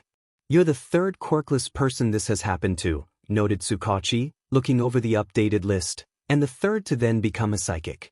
If it weren't for the first drifter, I would think that there was a pattern going on. Blinking, Izuku asked, the first one? The detective nodded. That person has asked us not to disclose their identity, but they were apparently the first person to receive the call, a little while before Matsuda-san and Satoru-sensei. Since then, however, they recently contacted us and told us that he was no longer an active drifter. Is that so? Izuku pulled out his phone card, looking down at it. Matsuda-san showed me this interesting trick, he explained, putting it to his forehead and concentrating. The ragged patch of black in the lower corner suddenly gained a glowing orange number. Apparently, every time we get called, the number goes down by a random amount. I guess that person's number must have hit 0. Tsukachi raised his eyebrows. Really now? That's good to know, Midoriya-kun. Yeah? Did I say all that out loud? Sorry, my thoughts run away from me. It's quite all right, he assured him, chuckling, but that detail with the numbers is actually new information. Izuku paused, letting the man's previous words sink in. That's strange. I would have thought that the others would have told you. They didn't say that I shouldn't tell anyone about it either. I mean, the details of that place are impossible for us to explain, so I guess they just assumed that the numbers fell under that umbrella. Tsukachi gave a bemused smile as the boy cast his eyes down and began muttering furiously to himself. It could be that they forgot, he pointed out reasonably. I'll be sure to follow up on this with them myself, as well as seeing what their numbers are currently. You're free to go, Midoriya-kun. Oh, all right. Sorry to have taken up your time, said the boy politely, bowing again. It's no trouble at all. I'm assigned to this case, plus I'm still a member of the police, so you could say that it's my job to give you my time, chuckled the detective. When the boy finally left, Tsukachi returned to his office and sat down with a sigh. Another piece of the puzzle, he murmured to himself. 2, in fact. The numbers were certainly a welcome bit of information. If Midoriya had been telling the truth, and his quirk assured him that he had, then it seemed that each drifter would inevitably be freed from the calls, whatever those entailed. The second bit of information was a bit smaller, but Tsukachi felt that it was even more crucial. Tsukachi-san. So it's you. How do you know my name, kid? Sorry, what was that you asked just now? Forget it. Somehow, Midoriya had known his name before he'd even introduced himself, and when questioned, had reacted in exactly the same way that other drifters did when asked about where they disappeared to. When asked if he had used his PSI to read his mind, the boy had truthfully denied it. In other words, he must have somehow met me in person during a call. I've never met him before, but he already knew my name and face, thought the detective, rubbing his chin. This is big. Really big. I feel like the answer is right in front of me, but I'm still missing a major piece. Izuku gritted as a large metal bar lowered itself carefully into the nearby dumpster. For the past 2 months or so, he had come out to the trash-littered Dagoba beach, as no one went there, in order to practice with his burst PSI. While Matsuda had told him that burst was good for so much more than just telekinesis, the fact was that the boy just couldn't picture how he was supposed to go about using PSI for other effects. Telekinesis at the very least required a simple mental image. Focus on creating a force that could lift and move objects, and there it would go. However, even after a month, while he had no problem shifting one thing at a time no matter its size or weight, moving several things strained his brain and gave him headaches, to the point of making his nose bleed if he pushed it too far. It was like moving more hands than his body possessed. In addition, he had tested it out on Toga and to his dismay, using the telekinetic PSI could barely ruffle his clothes. Something about her mental aura would cause his own energy to fray and dissolve harmlessly. And it wasn't like it was flat out impossible either. When he'd mentioned this roadblock to Matsuda, the older man's response inspired only feelings of frustration in him. Really? That's pretty strange. Burst PSI should be able to affect people as well as non-living stuff. I don't want to sound like a parent, but maybe it's something to do with your mentality. My mentality? Well, PSI is deeply rooted in the mind, you know. It could be that there's something about the way you think that's interfering with your abilities. I dunno, I'm not a psychologist. As such, Izuku had little choice but to shelve the idea of using telekinesis on people. At the very least, I can use it to shift aside rubble and rescue people that way, he thought. A pair of fingers jabbed him in the ribs. Stab! He yelped, whipping around and blushing as he came face to grinning face with Toga. Don't do that while I'm concentrating, he complained, rubbing his side. If I'd been lifting something, I could have dropped it. You gotta keep focusing then, Izuku-kun, she told him cheerily. Imagine me falling off the bars because I was lost in thought. If you're doing all that rescue stuff, then you can't just zone out, right? Izuku sighed. Yeah, you're right, of course. She was referring to the fact she had recently joined her school's gymnastics team, as a way to focus her mind off of her bloodlust. Judging by her aura, he could tell that it was only partly effective, but at least she seemed to genuinely enjoy it. I just feel so limited. I finally got a power of my own, but I have no idea how to go about using it. I mean, I know the basics, and those are easy to imagine, but I'm totally lost on what to do. She pet her head at his downcast look, her near-manic grin fading into a small frown. Her aura swirled and churned, making him glance up. Sorry. I guess it sounds like I'm complaining about nothing, since I'm kinda spoiled for choice. It's okay, Toga told him honestly, her voice as chipper as ever. At least you know where to start. You'll be doing Rise next, right? Nodded. While still not as good as his use of trance, Izuku's Rise was progressing a lot better than his burst. Applying it was simple, and he had a better idea of how to use it with more variety, thanks to Satoru's advice. Taking a deep breath and closing his eyes, he began to concentrate again. Lines of fire began to trace down his body and through his limbs, saturating his muscles with heat and power. Thanks to the telepathic pointers he'd gotten from Satoru, he knew how best to channel his PSI for Rise. Currently, he could control the explosive output of his muscles, increase the reflexive speed of his joints, the jumping power of his legs, and even how to increase the effectiveness of his eyesight, hearing, and smell. Currently, he could hold any of these enhancements for a good 15 minutes, less if he used more than one at a time. Opening his eyes again, he blushed and looked away, as Toga had gone into a handstand, which made her shirt drop, revealing her stomach and the outline of her bra. He thanked God that she had taken to wearing shorts under her skirt. Why, you gotten pretty good at that, he told her encouragingly. Toga grinned. Thanks. My quirk's not really flashy or useful like yours, so I figure, why not just train my body? Why? I mean, lots of heroes don't have quirks that directly help in combat, so they learn martial arts to make up for it. Martial arts doesn't seem like my kind of thing, though. He rubbed the back of his head. Right, well? Do you want to copy me? Toga asked suddenly. Izuku blinked. You can use that psychic stuff to enhance your body, so why not use it to copy my agility? He opened his mouth to protest that it didn't work that way, but paused. Could it work that way? I mean, I haven't learned how to move like you, Toga-san. Then just read my mind for it, she stated, shrugging. I can't just do that. This time he did protest. It's your mind, it'd be really rude. And I'm inviting you into it, so no it's not. Toga retorted. It may be a little messed up in there, but I know you can do it. You're smart, Izuku-an. He blushed at her nickname. It was true that using telepathy had almost become second nature for the boy. As long as he knew a person's name and face, and had caught a glimpse of their mental aura, he could contact them from just about any distance. However, when face-to-face with someone, he knew with absolute certainty that it would take only a thought to shift merely from communication to a deeper connection. Come in, said the blonde, a touch of, was it desperation in her voice? This'll help you, won't it? I want a dash, she cut herself off, looking away. Izuku stared at her with a frown. Are you LRI dash?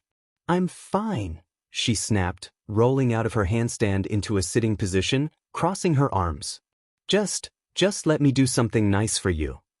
Izuku watched the girl, sinking deep into thought. I'd guess it wouldn't hurt to try. I mean, she is volunteering. Finally, he nodded, and reached out with his mind, connecting to her aura. A tendril of his own green aura reached out and dug into the surface of hers, winding about and intermingling with it. Mind jack established. Both of them jolted, eyes flying open as their minds touched. The first time Izuku had done this, it had been a confusing jumble of thoughts, reflexes and senses. But now, knowing what to expect, he managed to quickly calm them both down. There was no need to say anything. His thoughts transmitted through loud and clear, as did hers in return. In this state, they could see through each other's eyes, hear through each other's ears, and communicate far faster than words could provide. He'd been hesitant to apply his trance in this way, especially after the confusion of the first contact, but her insistence that he properly develop it trumped his moral discomfort. Even so, as he closed his eyes again and sank deeper into her mind, he tried to be polite and ignore her more private feelings. Memories of her doing stretches and perform her routines, there was a sense of control in the chaos. As he watched, he began to absorb the motions, sinking into her perspective as she performed, even though he'd never had a lesson in his life. He quickly extracted himself, returning to the normal level of consciousness. Toga ped her head questioningly, to which he shrugged, looking down at his hands and concentrating. Once more, his eye traced itself down his limbs, only this time it carried the information that he had just gleaned from her mind. The information settled into the nerves, and he took a step forward. He then took a couple of steps before twisting into a cartwheel. Keeping up the momentum, he began to backflip down the beach. Each flip got faster and faster down the beach until he landed and raised his hands in the air in victory. Wow! Toga cheered, her awe shining through the connection. You picked it so quickly. Izuku blushed, even as her praise brought to mind memories of himself saying similar things to Kaken, before he quickly suppressed those thoughts. It's only 'cause you helped me, he deflected, rubbing the back of his head and chuckled nervously. She pouted.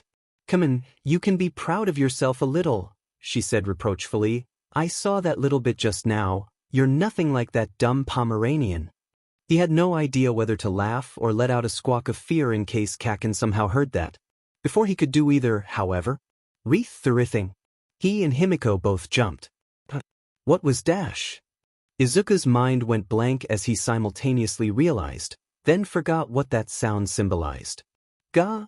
Sputtered Toga, the connection suddenly going numb and blank on the other end. Hey, Izuku-kun, what's dash? He cut the connection, shaking his head and stumbling. Sorry, but I can't tell you that, he mumbled, already reaching into his pocket. Rethine. Izuku twitched again at the sound, but this time Toga didn't react, frowning in perplexity as he pulled out his cell phone. Tito isn't. We're gonna have to call it short for today. I need to go away for a bit, but hopefully I'll see you again tomorrow. Is it that dumb Pomeranian? Izuku had to hold back a snicker. And no, I honestly can't tell you. It seems that even a wired jack won't let me dash. Wreath thrithing. He winced as the phone rang louder. Just, don't freak out, alright? He pressed the button to answer. Hello. And then, with a flicker, he was gone. Deku blinked as his vision blurred over, then snapped into focus. Alright, back again, he wondered, glancing around looking for identifiable landmarks. The beach looked much the same, though a lot of the junk piles had shrunk considerably. Closing his eyes, he recalled a particular face and reached out with his telepathy. Detective Tsukachi? This is Midoriya Izuku. I've been called again. He waited for a few moments before the detective replied. Understood. Sit tight, we will send a car for you. Where are you right now? I'm at Dagoba Beach. I was training with my PSI just a little bit ago. Also, you probably know by now, but there's probably a new drifter that got called. Roger that. The detective acknowledged. We're on our way. Deku sent a feeling of gratitude and cut the connection, sitting down on the aged railing at the parking lot. Well, at least there's less junk littering the beach now, he thought, smiling wryly, though it probably wasn't me. The fact that he was in the future probably meant that anything he could have done never got the chance to happen. It'd probably be impossible for me to meet my future self like this. Since I keep jumping forward, my future self would probably vanish from this timeline. That means it's extremely difficult to tell whether or not I've changed the future at all. Perhaps just being called changes the future to begin with. Ah, wait, Kawasemi-san said that last time, didn't she? But she doesn't know what changes. That must be maddening, knowing that everything around you is different somehow, but not knowing how. By the time a police car came driving into the parking lot, the boy had gotten up and started pacing, muttering furiously to himself. It took a few moments to grab his attention. Climbing into the back of the cruiser, he saw Tsukachi in the driver's seat. Glad to see you're alive after all, Midoriya. Has something happened? Not exactly, the detective muttered. It's just that, every time this happens, we have to wait for 10 years to see if the drifters really will appear, or if you were ordinary missing persons incidents. It causes a lot of confusion. How many cases are we talking about? At least 0.10,000 from your year alone. We can only confirm drifters after they register, and obviously first-timers don't know to do that. So we have been working hard at finding the new ones. Izuku leaned back and sighed. What about my mother? The detective sighed. You've been missing for 10 years. I don't think I need to say any more. The PSI user watched the worn city streets roll by, his mouth feeling dry. He was right. He didn't. Izuku watched the hustle and bustle from his seat at the station, idly lifting a pen telekinetically, while trying to keep his mind simultaneously focused on it and also thinking about other things. If he could use his burst power without thinking, it would be that much easier to use in a fight. As he did so, he glanced up at the ceiling and wondered what could have changed between when he disappeared the first time and this time.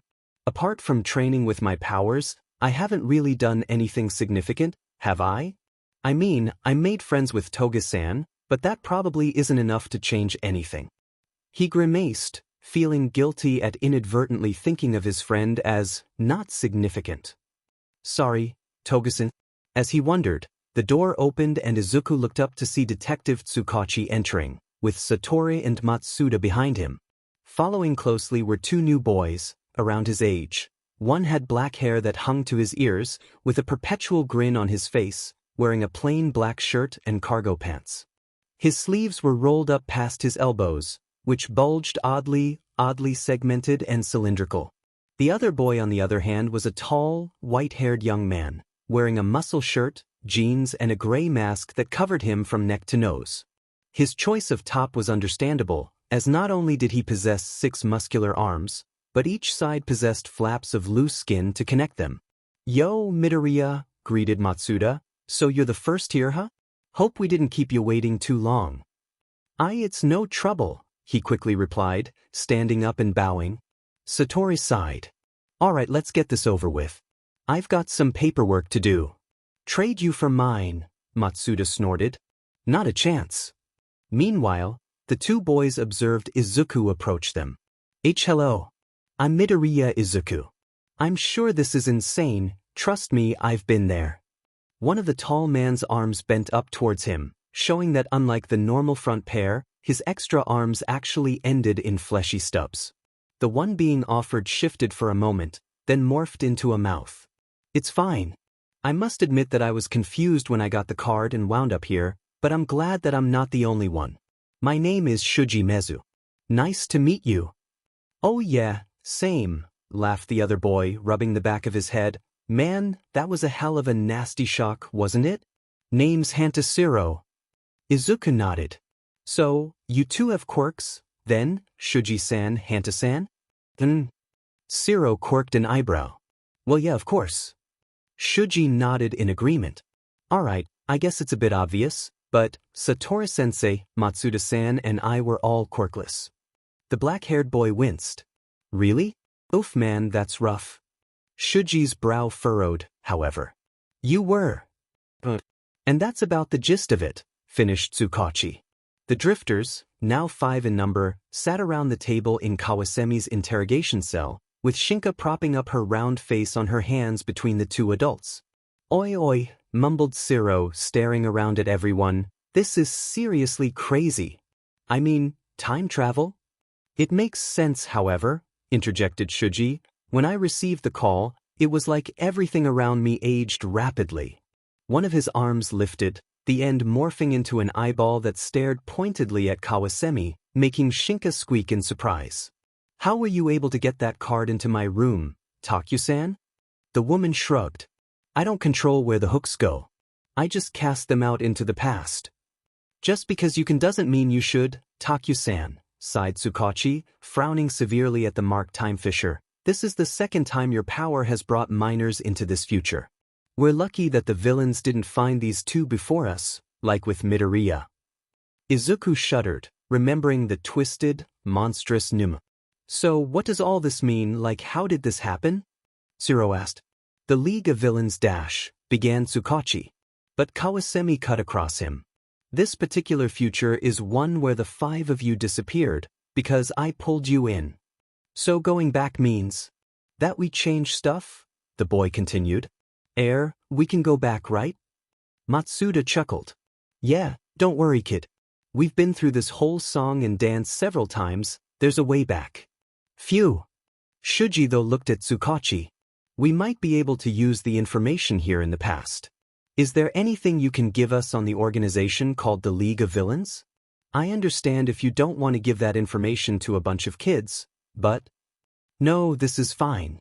If we could have stopped them in the past, this future wouldn't exist. The detective concurred, sighed, standing up. It's our failings that have led to us relying on kids like you. With that he exited the room. Shiro winced. Ouch, that's some heavy stuff, detective, but hey, don't sweat it. I plan on becoming a pro hero at least, so anything you can tell us might end up helping a ton. Izuku perked up. You're planning on becoming a hero too? That's great, Hanta-san. I'm planning on applying at Yui as well. Yui? And so am I. How about you, Mezu? And you can just call me Shiro. Likewise, you can just call me Shuji. And yes, I too am planning on joining the hero course at Yui. Shiro snickered. Too bad we can't use this future stuff to check whether we get in or not, eh? Izuku sputtered. I mean, that's true, but wouldn't that be kinda like cheating? He protested. Given that we'll be working to change this future, murmured Shuji, it would at least be nice to have that sort of knowledge to take that bit of uncertainty away. Oh, I see, that's a good point. Still high-strung as always, kid, said Matsuda, smiling. Come on, you've got powers that 20% of the population can even dream of getting. Keep your chin up. Satori rolled her eyes, but a smirk pulled at the corner of her mouth. Still, though, continued the black-haired youth, sighing, it's pretty scary to think that All Might won't be around forever. They all nodded. The #1 hero, the symbol of peace, seemed from their perspective to be utterly invincible. The idea that that symbol could vanish made Izuku feel cold, especially since they could see for themselves what would result from such an absence. Shinka seemed to notice the somber mood that settled over the group. Nah, don't be sad, Aizuan-chan, she said, leaning over to pat his hand. I used my quirk on you, so you can be strong and fight the things that make you sad. Izuku smiled. Yeah. Thanks so much, Shinka-chan. Your gift has been better than I could ever dream of. She beamed. A moment later, Tsukachi re-entered the interrogation room, carrying a series of folders. I don't want to overload you with information just yet, so for now, here's a list of the core members of the League. Izuku nodded. I can go last for looking them over, he suggested to the others. That way, I can focus on using trance to memorize them. Shiro and Shuji looked somewhat confused, but his fellow psychics nodded.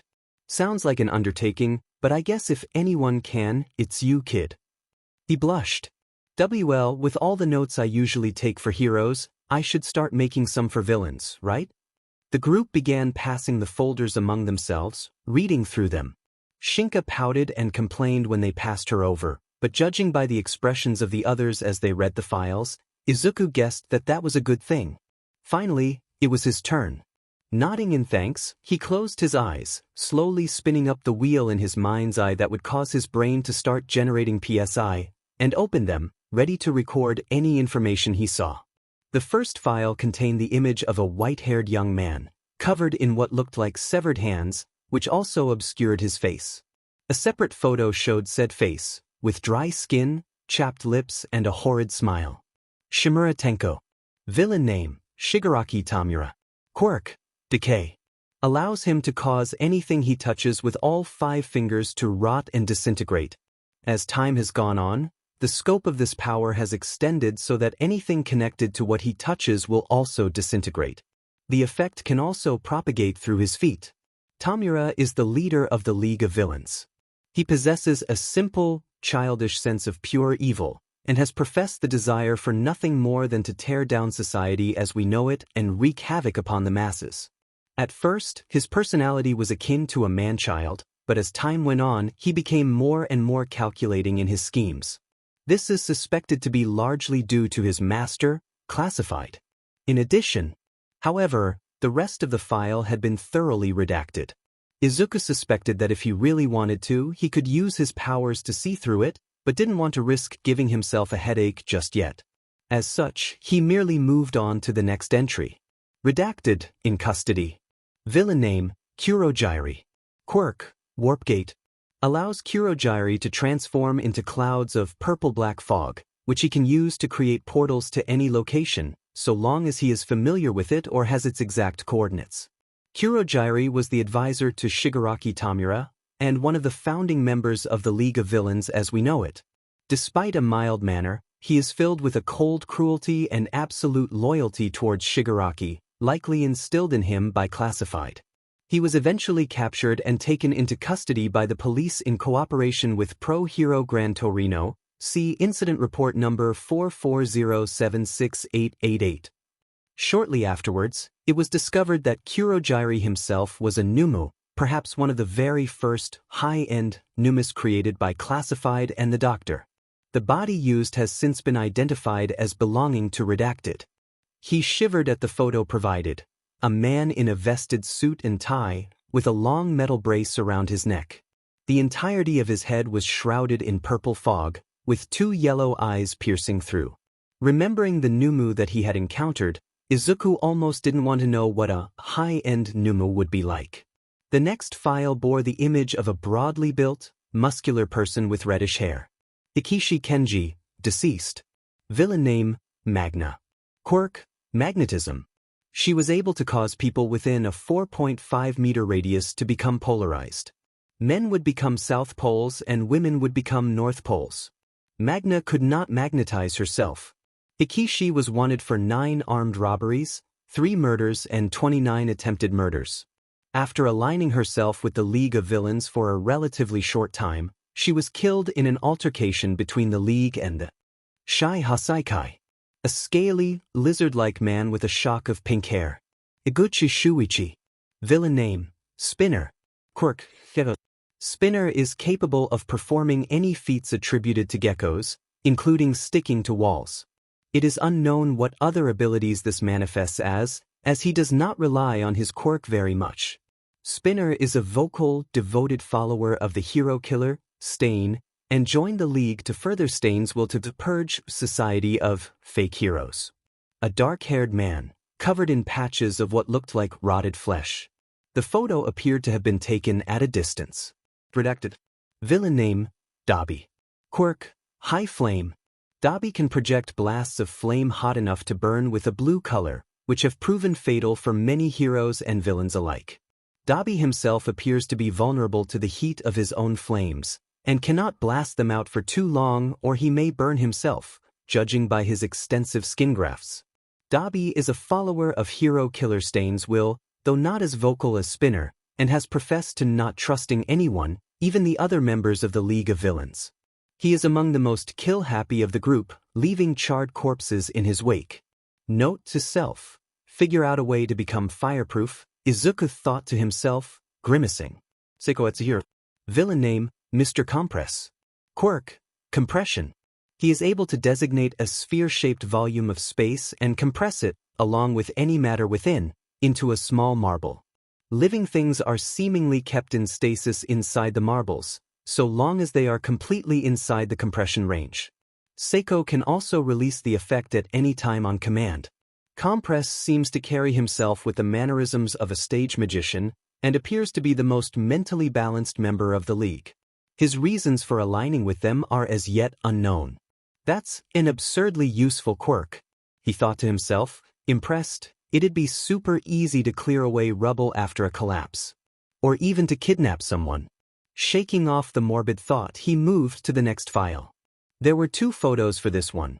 The first, a man dressed entirely in a tight, black, full-body suit, including a mask that covered his whole head, the top half being light gray. The other was an older, blonde man, with a haunted look in his eye and a vertical scar going straight up the middle of his broad forehead. Babaigawara Jean, deceased. Villain name, Twice. Quirk, double. Twice can create up to 2 duplicates of any object or person at a time.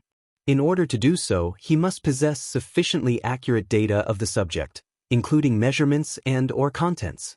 People cloned by Twice retain their personalities and quirk. Anything copied by Twice will become less durable, melting into mud-like sludge upon taking a certain amount of damage. The second copy is even less durable than the first.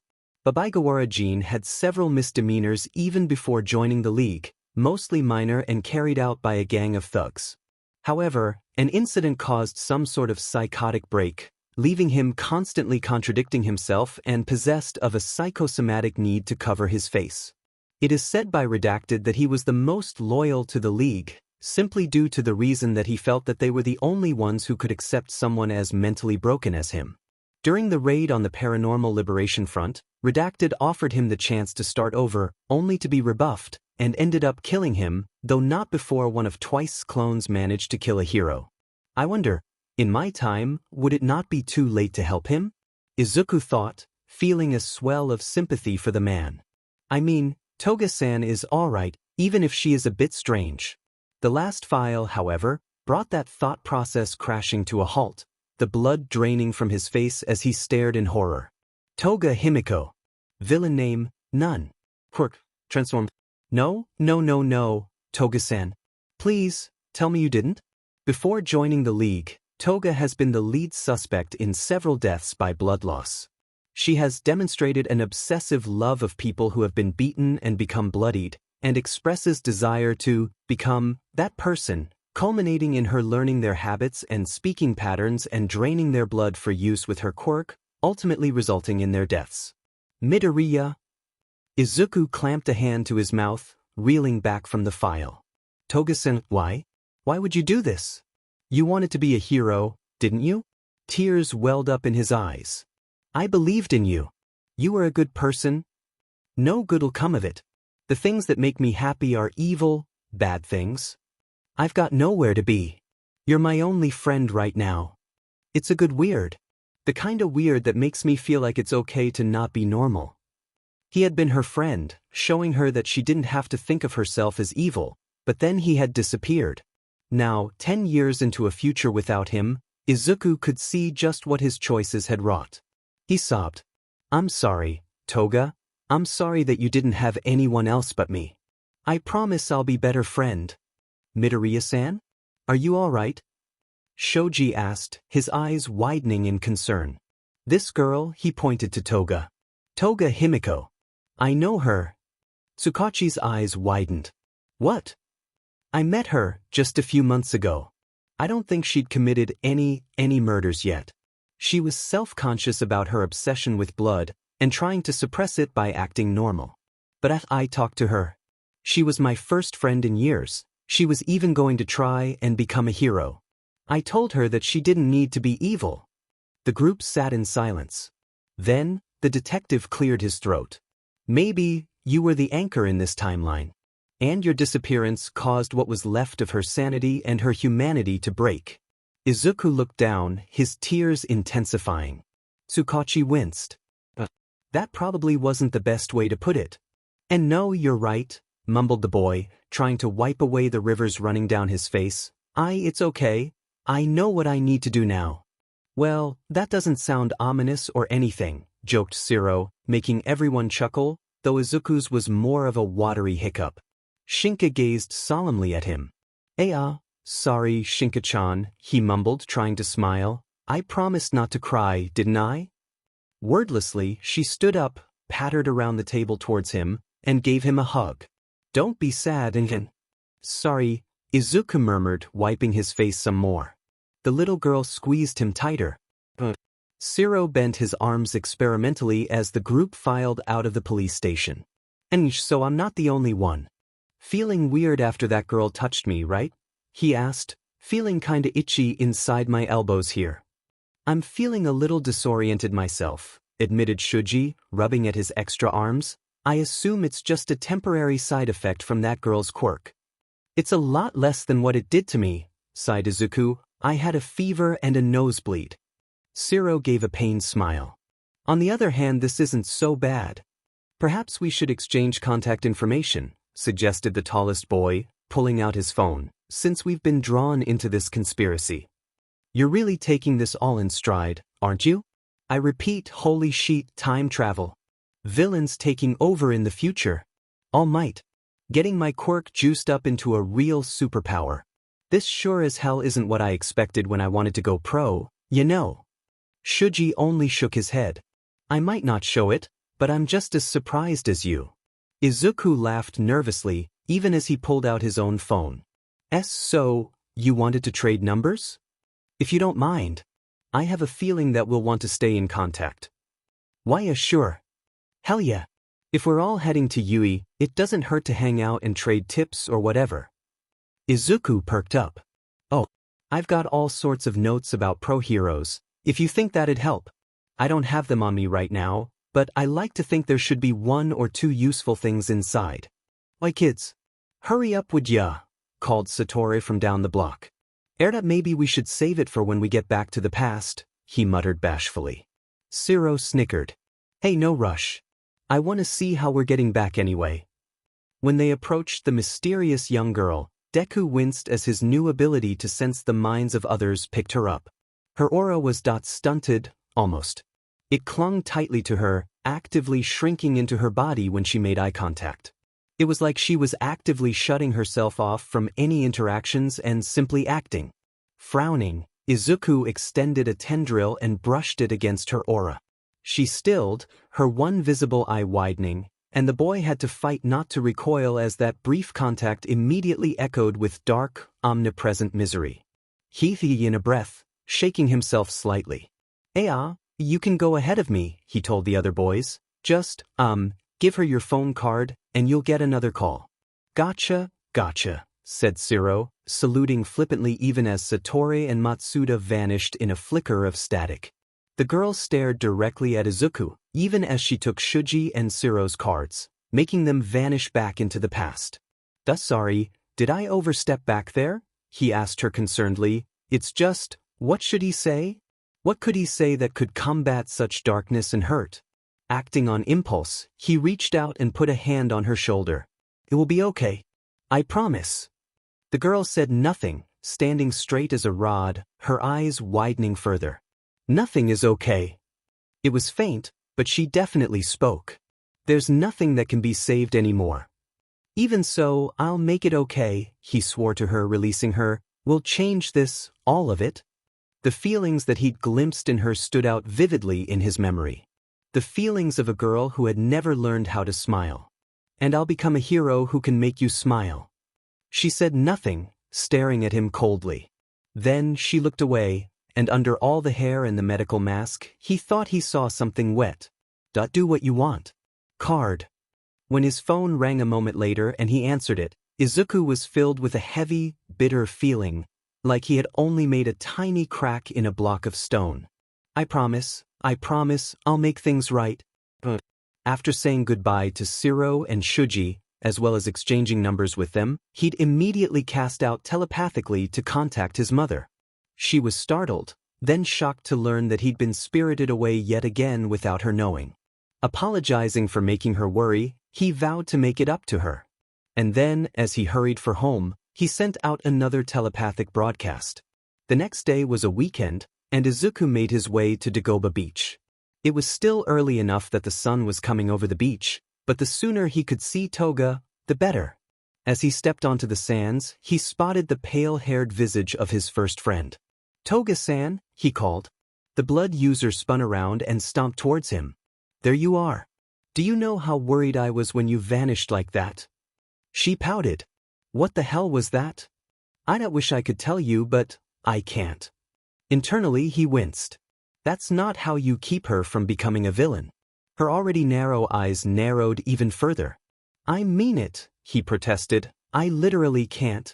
Look, he tried connecting to her mind and thought about the previous day, only to immediately blank out. Jeet, she shook her head. All right, I believe you. He disconnected, blinking as his thoughts re-engaged. Sorry, if I could tell you, I really would, but I dunno if you'd believe me. And it's not like I can tell you that I saw you become a villain. It's okay, Izuku-an. She gave him a small smile, making him squirm guiltily. Anyway, you got any more ideas on how to practice? Izuku blinked. Yeah. He turned to the piles of junk, drawing up his pisai. I actually had this one while I was waiting for, anyway, let me show you. Pulling the dumpster closer, he turned towards the closest pile of debris and concentrated. As the PSI left his body, he concentrated, keeping it from dispersing as he formed a cloud around the pieces of garbage, letting it seep into the pile. Just like when I pulled the milk out of the tea, I need to suffuse it inside and out. Then, as he focused his will, the top half of the pile began to lift up, individual pieces drifting, but still moving in defiance with gravity. Grinning in triumph, Izuku moved them all over to the empty dumpster and lowered them in gently, before finally releasing his power. You did it, cheered Toga, her full grin back in place as she raised a hand. You figured out how to do multiple objects. Yay! Izuku laughed, cheeks turning pink as he shyly high-fived her in return. It's not that much worse than normal, so it'd be totally doable to use this for rescue work. Oi, Deku! His good cheer vanished as a familiar voice made him jump. Bakugo Katsuki was walking towards them, his usual scowl in place. K. Kaken, he squeaked, what are you doing here, Whatever I didn't want, grunted the blonde, completely ignoring Toga. What are you doing in this dump? Scrounging to make support gadgets or something? Izuku shrank in on himself. If he explained his new powers, then Bakugo would just call him a delusional liar. Drawled Toga, so you really are a yappy little dog, aren't you? Bakugo's red-eyed glare intensified. Yeah, I'm here, she said cheerfully, giving one of her signature grins. Hi, I'm Toga Himiko. I already know who you are, Bakugo-kun.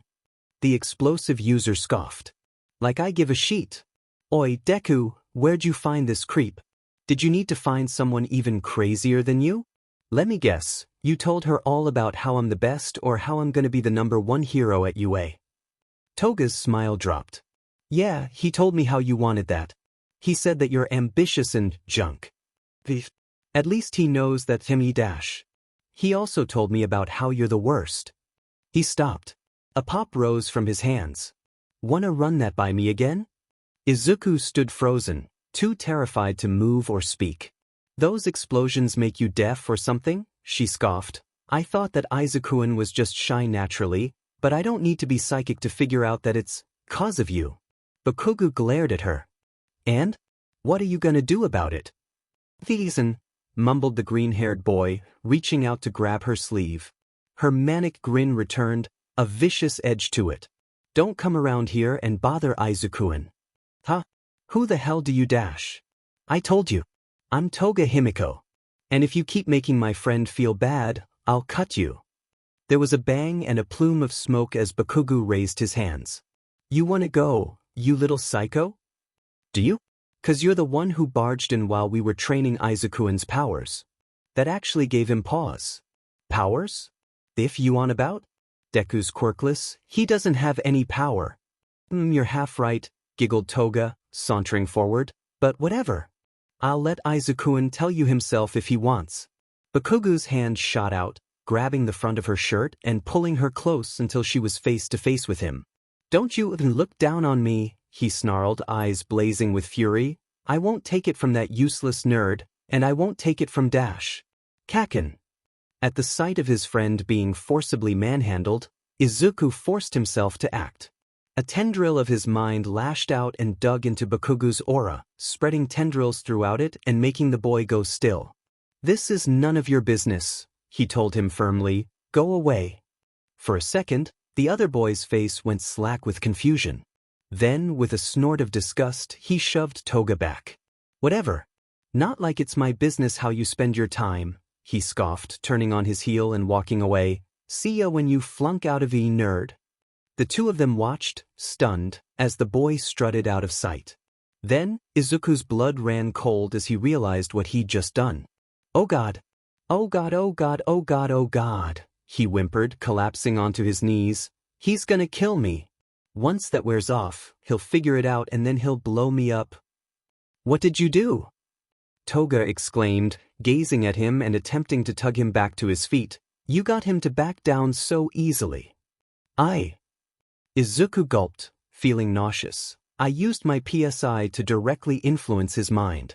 Oh God, if he tells anyone, it'd go on my record. I'd never be able to get into Yui. That's assuming he knows it's your quirk. He'll know. Kaken is a piece of work, but he's also smart. And it's not a quirk, I told you. She rolled her eyes. Yeah. Anyway, that kind of power seems like it'd be super handy against villains, so I bet the guys at Yui would like that, especially after seeing what a garbage fire he is. Izuku's panic broke just enough for him to let out a sputtering laugh. But seriously, you stopped him cold. I was totally ready to fight him too. Toga paused before pouting. Actually, couldn't you have waited a little bit? I wanted to make him bleed some. He paused, blinking at her, then just laughed even harder. Ah, come on. What's so funny now? She asked. Sorry, he chuckled, finally climbing to his feet. It's just, normally you'd complain about the blood first, instead of waiting until now. Toga stopped, reeling back slightly. Her face slackened, and for once, the predatory air that joined her every expression was gone, and she looked completely caught off guard. Thanks for being there, Toga-san, continued Izuku, smiling at her. Really? You were really cool, standing up to Kaken for me. She struggled to bring back her grin, but only managed a small, wobbly smile, her cheeks turning pink. It's normal to want to stick up for your friends, right? His smile widened. Of course. I really did something normal then? You did. Toga's aura flared and writhed about, the dark, rusty colors momentarily pulsing with tendrils of warmer colors. Then, since we're friends, you can call me Himiko. Now it was Izuku's turn to blush. Right. A sure thing to Himiko-san. She pouted. Better. But gimme, Chan next time, Izuku. Quirk, dupli arms. The ends of his extra arms can morph into copies of any of his other body parts, such as mouths, ears, and eyes. Awakened. Speech. Mental communication. Monstrous empowered form. Super move. Chapter 5. The Shape of Your Future. Izuku jogged down the street, his mind racing as always. Both Siro and Shuji had agreed readily to meet up with him over the phone, but even so, he hoped that they weren't too irritated by his request. He could have contacted them via telepathy, but that seemed extremely rude, and doing it over the phone ran the risk of them going speechless if anyone were to overhear them and make things awkward. Adding to his stress had been his attempts at explaining to Toga why she couldn't join in on the gathering. The blood user had been persistent, and it wasn't until he promised a day out with her that she was satisfied. I'll have to deal with that when it comes. But now, I need to talk to Shiro and Shuji. What do I say though? Lost in thought, he didn't even realize he'd arrived until he was walking in the door, having navigated there on autopilot. Midoriya-san, Shuji's voice called out, raising his arm. He was dressed in a tank top and combat fatigues. Shiro sat next to him in a booth, looking around to see him. Suji-kun, Shiro-kun. Izuku exclaimed, striding over to meet them with a nervous smile. I didn't make you wait too long, did I? Relax, man, chuckled Shiro as he sat down across from them. It's not like I had much going on. My workout can wait for a bit. Shuji nodded, raising his coffee to one of his tentacles, which sprouted a mouth at the end. He grew another mouth as the first drank, saying, after the ordeal we shared, it wouldn't be a bad idea to share information with each other, especially since we all have the same goal. Izuku nodded. Yes, although, given that I've already had it happen, I guess I'd be the one doing most of the sharing. Probably, said Shiro, smirking. So, freaky time travel stuff. Whatcha got for us, Midoriya? He sighed, scratching his forehead. Well, it's more or less what they told us back in the police station. At some point in a few years, powerful villains will rise up and wreak havoc on society, forcing All Might into retirement and killing many other heroes. He shuddered at the thought. Takyu Kawasemi used her quirk to pull people out of the past, in order to warn them and have them change the future. Shinka-chan is the key to that, I think. She can make it so that all the people Kawasemi-san calls into the future can then become even stronger heroes. That all makes sense, said Shuji thoughtfully. Does it, though? Mumbled Shiro, rubbing his head. This time travel stuff is already confusing me. But wouldn't it also be possible that because of her using her quirk on us, she's already changing the future? Continued the multi-armed boy. By having us disappear into the future, her calls could also be what doomed that future in the first place. Shiro's eyes widened. Oh, DMN. That's a dark thought. Izuku bit his lip, looking down at the table. That's...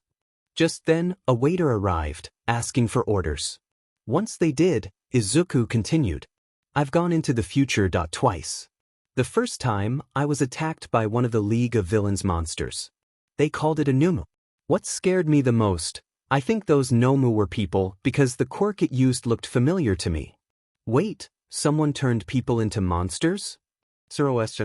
Yet there's no way that was just a normal quirk.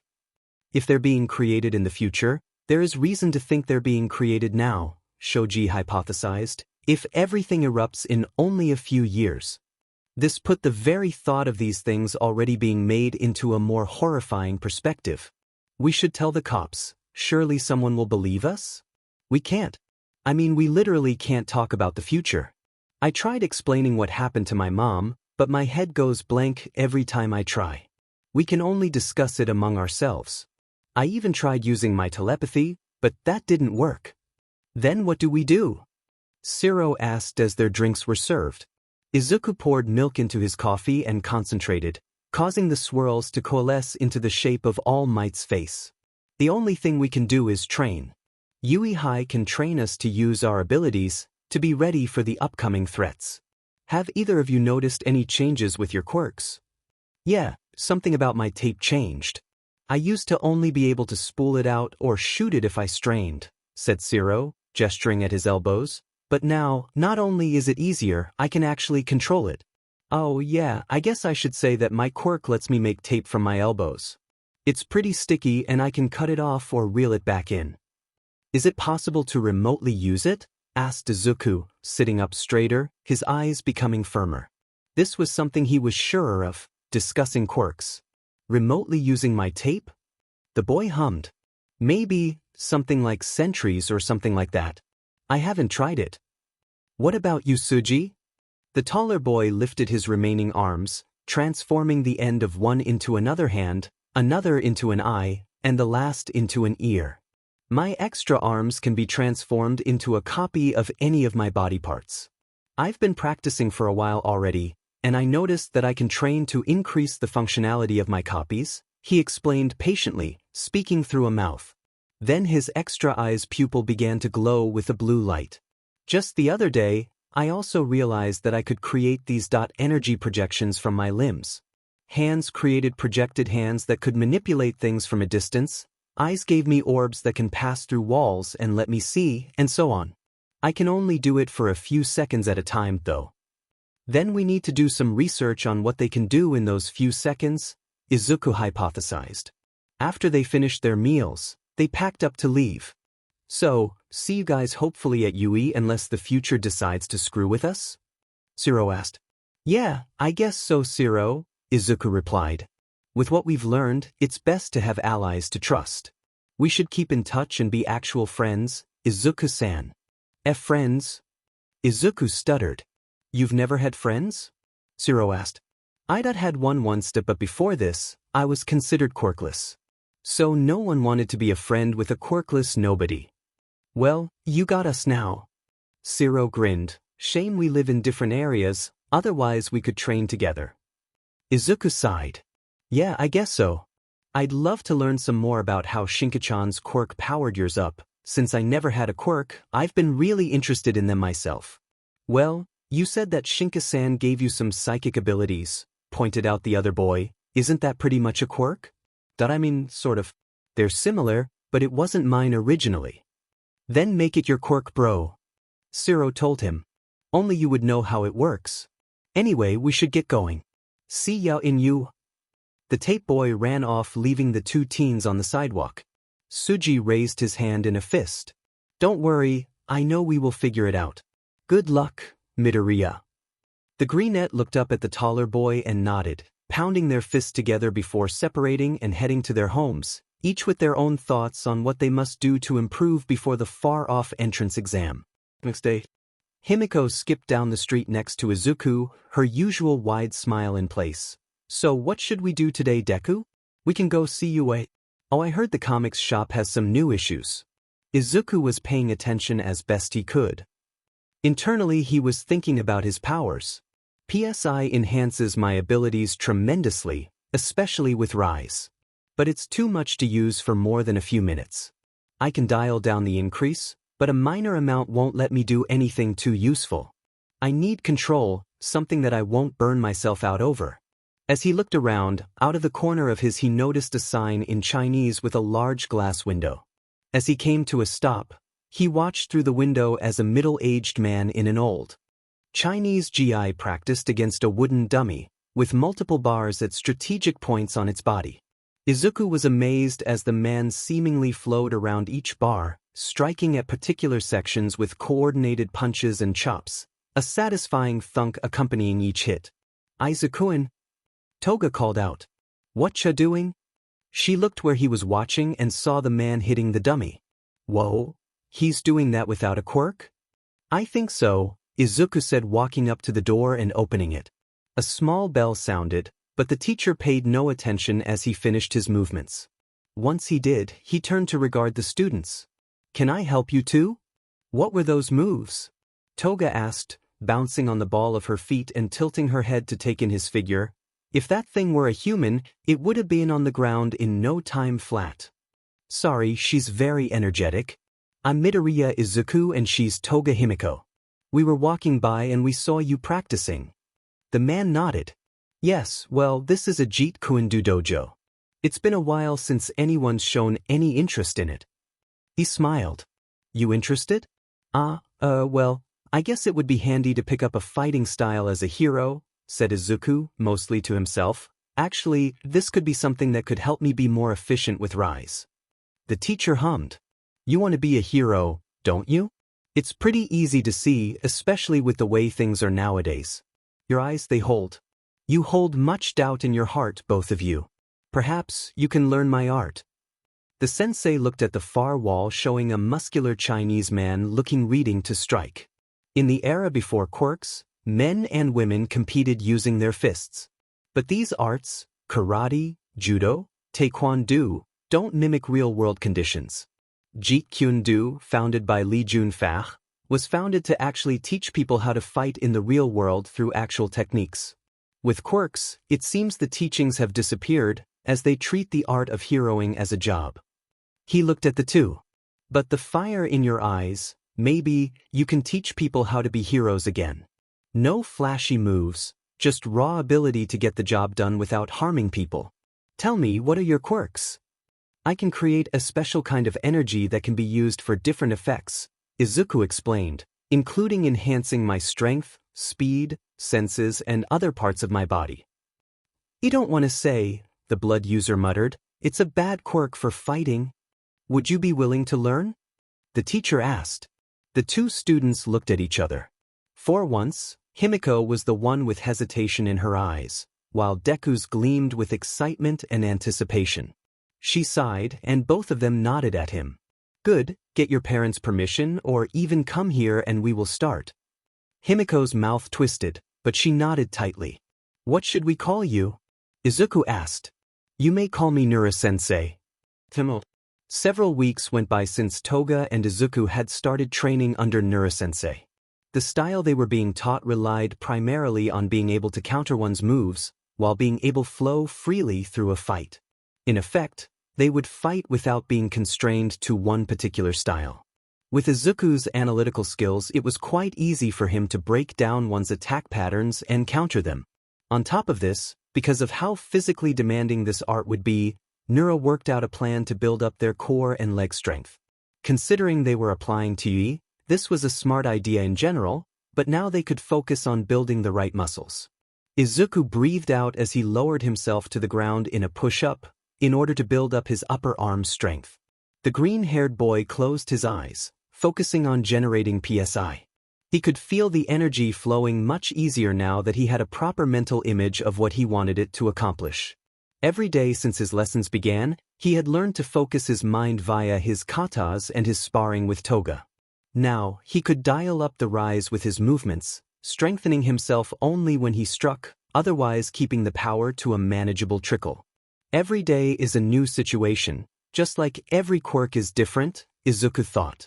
Life is like water, ever flowing and changing shape. I need to think like that and adapt every day. Whatcha thinking about? He yelped, eyes flying open as he looked down to see Himiko squatting directly in front of him, staring down at him, almost like a cat with her narrowed eyes. When did you get there? He gasped, only barely keeping himself from collapsing. Ordinarily, his thought aura senses from trance PSI would have let him know that his female friend was close even with his eyes closed, but he'd been completely unaware. You were concentrating on something and I thought I could try and sneak up on you, Toga giggled. You done training? For now, I guess, Izuku muttered, rolling onto the ground. A break wouldn't hurt. Standing up, he blushed slight as he took in Toga's attire, a tank top and boy shorts. You're really throwing yourself into it, said the blonde, wrapping her hands around her knees. It's exhausting just watching you. Must be why I couldn't sense you. Come on, we're gonna be late for dinner, he said, walking towards the edge of the park, the pale blonde following. After a few minutes of walking, Toga sniffed the air. I smell blood? Huh. Izuku wondered, looking around. Over by the side he could see something. It was a buck, probably killed by a random car running over it, or was collateral damage from a recent fight. Oh man, this poor thing was very young. Glancing over at Toga, frowned as she shuddered violently, wrapping her arms around herself. Her pupils narrowed into slits, and her lips drew back into her usual predatory smile, now even wider and somehow showing off even more teeth. Himiko-chan, what are you doing? She took a step towards the body. Smells good, she murmured, liking her lips. Hey, it's going to waste. No, that's no good. Izuku felt a chill. He of course knew about Himiko's obsession with blood. It had been one of the first things she revealed to him and one of the things they'd worked on, focusing controlling the blood lust with their recent training with meditation and breathing exercises. Himiko? Himiko, snap out of it. But it's right there. I need it. Himiko ummed. Not wanting to cause a scene, Izuku pulled the pale blonde into the trees and knelt in the bushes. Himiko, remember your training. She blinked, only seeming to just notice him. Izuku-kun, she mumbled, biting her lip, her yellow eyes shining with a near-crazed light. Her aura spiked around her, the rusty color almost flaking away to expose a sinister crimson. Looking into her eyes, he made a snap decision. Holding up his arm, he told her, "Bite my arm, then." Himiko in her state didn't even think twice and chomped down, getting a pained grunt from her friend. As the blood flowed into her mouth, the crimson aura slowly vanished, her eyes starting to regain clarity and sanity. After a few moments, she carefully let go, backing away. Izuku rubbed the spot where she bit down. That was close. He heard sniffling and saw Himiko shaking. "Himiko-chan." "Why?" she asked, her voice shaking, trying to hold back tears. "Why do I keep doing things like this? There's something wrong with me, isn't there? I can tell, all that stuff about helping people, like what you want, the moment I see blood, all that stops mattering." She curled in on herself, burying her face. "Izuku-kun, I want to be like you, but I'm no good, someone like me can't be." Himiko. Izuku found himself at a loss, seeing his friend all hunched up and trembling. He knelt beside her and put a hand on her shoulder. It's okay. You stopped all by yourself, didn't you? Once you got my blood, you came back to yourself and stopped. That was all you, Himiko." "I shouldn't have done that to begin with," she mumbled, ashamed. "So you had a setback that you've been doing great since we met. Before, you probably would have chomped on that, dear. The fact you held yourself back means you're serious about changing it," Izuku assured her. "Do you not think someone like All Might or Crimson Riot had bad days? It comes with being a hero. You're allowed to not be okay, Himiko. I'll be there if you need me." "I need more than that," Himiko said miserably. Sludge oozed from her form, transforming her into a copy of Izuku. "You're such a good person and I want to be like that, be like you." He bit his lip. "I don't think that will make you as happy as you think it will. It's better than being me. No, I don't think the world needs two heroes like me. I think it needs one like me and one like you," he told her. At this, she finally raised her face to look at him, her cheeks wet, eyes reddened. Ironically, it was rather appropriate, given that she was wearing his own crybaby face. "Himiko, you can become a hero, even with the way you are. I believe that you can do it." She sniffed. "You don't say stuff so earnestly. You'll make me believe it too." "It's the truth," Izuku told her, nuzzling her hair. "Can I work with you?" "Of course you can, there's nothing that says we can't work together. We're both going to Yui, aren't we? Plus, we can meet so many others. You know, I met these two the other day, one who could shoot tape out of his elbows, and the other was huge." Toga giggled as Izuku started to rattle off what he had learned, the doubt of her being a hero disappearing like the wind. Izuku snapped his leg forward, catching Toga in the forearms, before leaping back from her own swipe, a serious, focused stare on his face. Off to the side, Nura was watching with a smile, remembering the progress these two had made. He watched as Izuku's arms blurred as he launched a 1-2 counter-punch, moving unnaturally quickly with his strikes. Toga's own counterattack was ducked under with a smoothness that made the older man grin, before hitting her in the shoulder with a kick. "Are you reading my mind again?" Toga growled, pouting. He blinked, his intense expression clearing up. Maybe." Izuku grinned before the blonde tackled him to the ground. Nura chuckled as the two rolled around on the ground. "Alright, that's enough for today. I am sure we don't want to have any extra bruises before your exam's coming up." "No, sensei," they chorused as they stood up and bowed to him. As they exited the dojo, Toga spun around on him. "You're really intense when you're on the attack, you know that?" He scratched the back of his head. "I mean, now that I know how to move and attack, I can use trance and rise at the same time." I know, be like water. But your telepathy makes it unfair," Toga pouted. Izuku chuckled. "I guess it is, but that's what it's like to have powers, isn't it?" Just then he heard his phone ring. "Oh man, not now," the greenette whined. "What?" Toga asked. Do you remember when I disappeared the last time?" Izuku asked. "It's happening again?" Where the hell do you go? Izuku grimaced. I physically can't tell you. Do you know when you'll be back? No, he sighed. Then, come back safely. You need to become a hero, right? She gave him a grin. He smiled back. Yeah, that's right. But you need to be one too. So no matter how long it takes, do your best, Himiko-chan. All right. The blonde's usual grin thinned slightly. That I'll try. He squeezed her upper arm reassuringly. And that's enough. He pulled out his phone and, seeing the familiar siren symbol emblazoned on the screen, answered it. Hello. Toga jumped as her friend vanished in a rush of air and static. But, wasn't his phone turned off? She asked aloud, ping her head.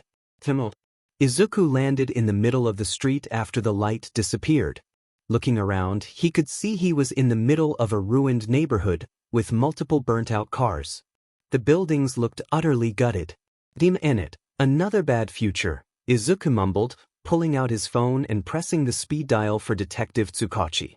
A few rings later, he heard the detective's voice. Midoriya, are you okay? Yeah, I'm fine, just in a really bad neighborhood. Though it was good just a few seconds ago. Stay put, we will send someone to find you. Izuku heard a loud roar. That you might want to hurry up on that. I don't think I'm alone. From behind a building, a large, lanky figure loped into view. A familiar figure growled as it approached. Izuku watched as the figure opened its mouth and to his surprise it spoke. I can smell the FNG fear on you. I think I'll enjoy crushing you, growled the blasting Numu, sparks crackling from its hands. Indeed, a thrill of terror surged through Izuku's body, followed a moment later by PSI as he traced rise through his body, turned and ran. What the hell? Since when could these things speak? You're not getting away. The ground rumbled as the Numu's hands exploded, launching it into the air to arc over Izuku. It crashed down, spinning around to face him. I'm the one who always comes out on top, it snarled. The boy paused. Something about its choice of words was sounding awfully familiar to him. Impossible, these things couldn't just copy people, right? Unless it had the right combination of quirks. But, explosive fluids in the arms? Can't be. What's the matter, you pebble? You want to fight me? You don't know your place, you useless piece of trash. Kaken, the name left his mouth before he could stop himself, but even so, Izuku realized that this was who he was looking at. The Numo paused, its monstrous face twisting into outright hatred. Deku! The sacs along its arms began to bulge, filling with excess explosive sweat. It hissed. Sheet! Deku cursed. Kaken, what happened to you? Deku. The now identified Katsuki Numo roared, pointing its hands at him. Izuku leaped out of the way as hard as he could. The resulting explosion created a shockwave that rattled the nearby buildings, destroying the glass and ripping up the road in a 15-foot stretch. The boy landed hard, stumbling but keeping on his feet. Kachen, snap out of it. This only made the beast angrier as he charged at him, causing him to dodge the swipe. I need to stop him and figure out what the hell happened. Maybe I can control his mind? You thought it worked before? Before he could put his plan in motion, the creature let out a growl of pain as a knife buried itself in its upper arm. A figure landed in front of Izuku, a dark cloak billowing around them. You again? The Numo wrenched the knife free and tossing it away, the wound sealing closed in an instant. That sheet won't work on me again. Oh, don't worry, the figure giggled, holding up her blade and liking it. I got all I need. Despite being older, Izuku knew that voice anywhere. You're? The Numu stiffened up, its hateful eyes glazing over. Then, with a gesture from the woman, it turned and sprinted off in the opposite direction. There's no one in that part of town anymore. Saving you takes priority, said the heroine, turning to face him and showing off the entirety of her costume. The woman's cloak was lined with pockets, and she wore a tight-fitting leotard that showed off her long legs, with several pouches strapped around her waist and thighs. Several knives were sheathed at her sides, as well as the insides of her cloak. Her blonde hair was gathered up into a large bun at the back of her head, and her face bore a look of cool, predatory focus. Izuku smiled, tears welling up in his eyes. I knew you could do it, Himiko. She grinned back at him with a tinge of bitterness. You kept me waiting just for that? You sure can be mean, Izuku-an. For a moment, he forgot all about the horrible future timeline that he was in. After all, it surely couldn't be so bad now, with his friend as a hero. Speech. Telepathy. Super form. Super move. Chapter 6. Making the grade. Days turned into weeks. Weeks turned into months. The school year slid by, as Izuku was able to easily keep up. He had been called to the future several times in that span, each time causing Toga no end of grief as he would disappear into thin air for hours. The fact that he could never tell her what he'd experienced chafed her, no matter how many times he apologized and tried to make it up to her, irked her to no end. But in the end, she had to settle for waiting for him to come home before his mother worried. Himiko's blood cravings, while under control, were becoming stronger. Izuku disappearing constantly only added to her stress, with preparing for the entrance exam not helping matters. It had gotten to the point that Izuku decided to take a day off of training and help her de-stress, letting her drink some of his blood without complaint. Izuku had also brought this up to their Jeet Kune Do master, Nurasense. The old grandmaster had suggested taking a hobby as a creative outlet. Taking a cue from the old days of samurai, he suggested doing artwork. The blood user was hesitant to go down that route, but thanks to Izuku's encouragement, she started simple. One thing she noticed right away was that she used a lot of red, reminding her of the blood she craved. Seeing it on the actual canvas made her feel just a little more relaxed. Now she kneeled on the side of the studio, watching as Izuku attempted to strike the old man in any way he could, clearly using his PSI. His arms and legs lashed out with blurring speed, so fast that Himiko had long since given up on trying to counter him. That didn't stop Nura-sensei from deftly smacking him, simultaneously deflecting his strikes and knocking him off balance effortlessly. The minute, Izuku swore in his head. I've never had this much trouble fighting sensei before. There is something holding you back, Nura-sensei chastised him shrewdly, something in your mind. You've been through trials, but rather than face them, you helped your friend. While commendable, you neglect your own training and your own desires. Izuku stood up. I'm fine, sensei. Are you? If you hesitate for a second out in the field, it could mean life or death, and not just for you. I might not be a hero, but even I understand that. Don't hold back for my sake. Use what you have and come at me. Izuku grimaced. The only thing that he had yet to use was his trance PSI. But the idea of peering directly into someone's mind and parsing through their thoughts, it would be an extreme violation of privacy, to say the least. At the same time, he didn't have a lot of options at the moment, so he took a deep breath and simply opened up his mind. His awareness spilled out of his head, connecting easily to Nura-sensei's mental aura, and he became aware of his thoughts. PSI surged through his limbs, and as he began to move, he could feel the old man's aura shift, corresponding to his own limbs, which were already in motion. The master could already see where he was going to strike, and already knew intuitively how to turn the attack aside and hit. And because he knew, so too did Izuku, and he shifted his attack accordingly, ramping his rise PSI up to its maximum power for a further burst of speed than Nura had anticipated. His fist slammed hard into the old man's jaw, and he fell back with a grunt of surprise, falling back in slow motion. The boy gasped, releasing his power as his sensei hit the mat with a thud. Sensei, are you all right? The older man said nothing for a moment, but then gave a laugh. That's what you've been missing, Izuku-kun. Izuku bit his lip. But, I had to read your mind to do it. And? You're not gonna give some punk villain a half-butted beating just because you don't wanna invade their privacy, are you? Nura shrugged. When you're out there fighting as a hero, things like that don't matter. The only thing that matters is the people you might save by playing a little dirty. So, adapt to whatever they throw at you, and sweep them up in your flow. The boy curled his fingers. That feels kinda like a slippery slope, he admitted, like I could end up doing something terrible using that line of thinking. Toga spoke up. Then I'll keep an eye on you so that you don't, she told him, giving him one of her signature grins when he looked her way. I mean, if you'd trust me to. Yeah? Yeah, of course I trust you, Himiko-chan. She beamed happily. Stone cracked and crumbled as Izuku's fist smashed into it with a sharp ki. Nura watched with pride as his more advanced student finished the last block. He had watched for the last hour as the determined green-haired boy went through every test that he had offered him for this blue belt and was satisfied he completed all his goals. Izuku grunted as he let his power fade from his hands. Using Rise to increase the toughness of his skin was an idea he got from the quirk of one of the previous drifters. It was more difficult than just increasing his strength or speed, and he couldn't just turn it on and off on a dime either. So part of his training since he came back from his last call had been to use PSI to enhance his skin. After all, if he could protect his hands, he could theoretically use more strength, without relying on support items. That's enough, said the old man finally. Give me your belt, Izuku. Nodding, the boy unfastened the cloth belt and handed it over.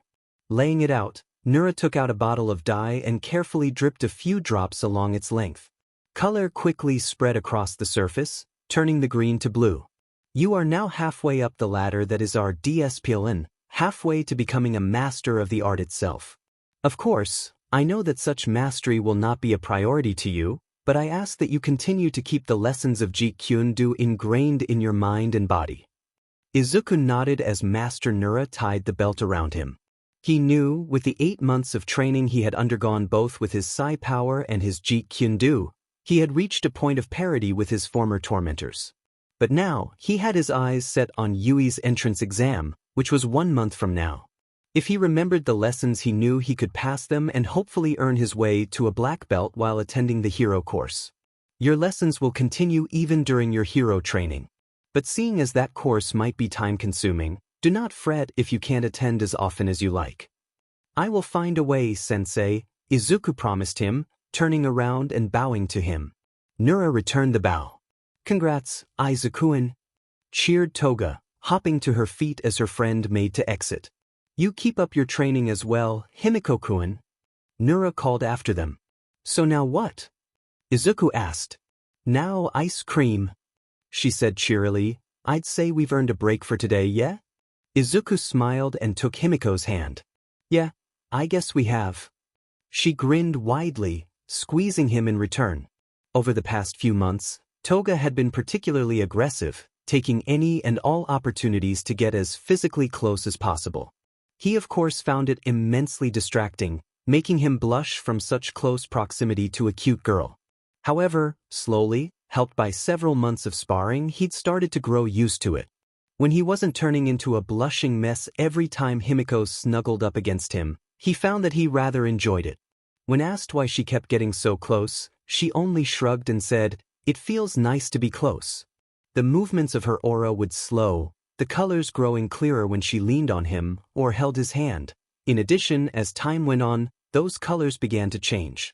The rust began falling away in favor of crimson, the harsh edges smoothing out, and new colors began interlacing Himiko's mind. Not wanting to invade her privacy too much, Izuku refrained from investigating them too much, but he marveled at how different she looked to his senses.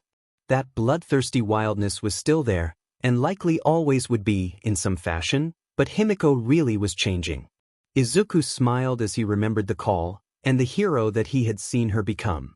"Whatcha smiling at?" she asked, nudging him with her elbow. "Just thinking.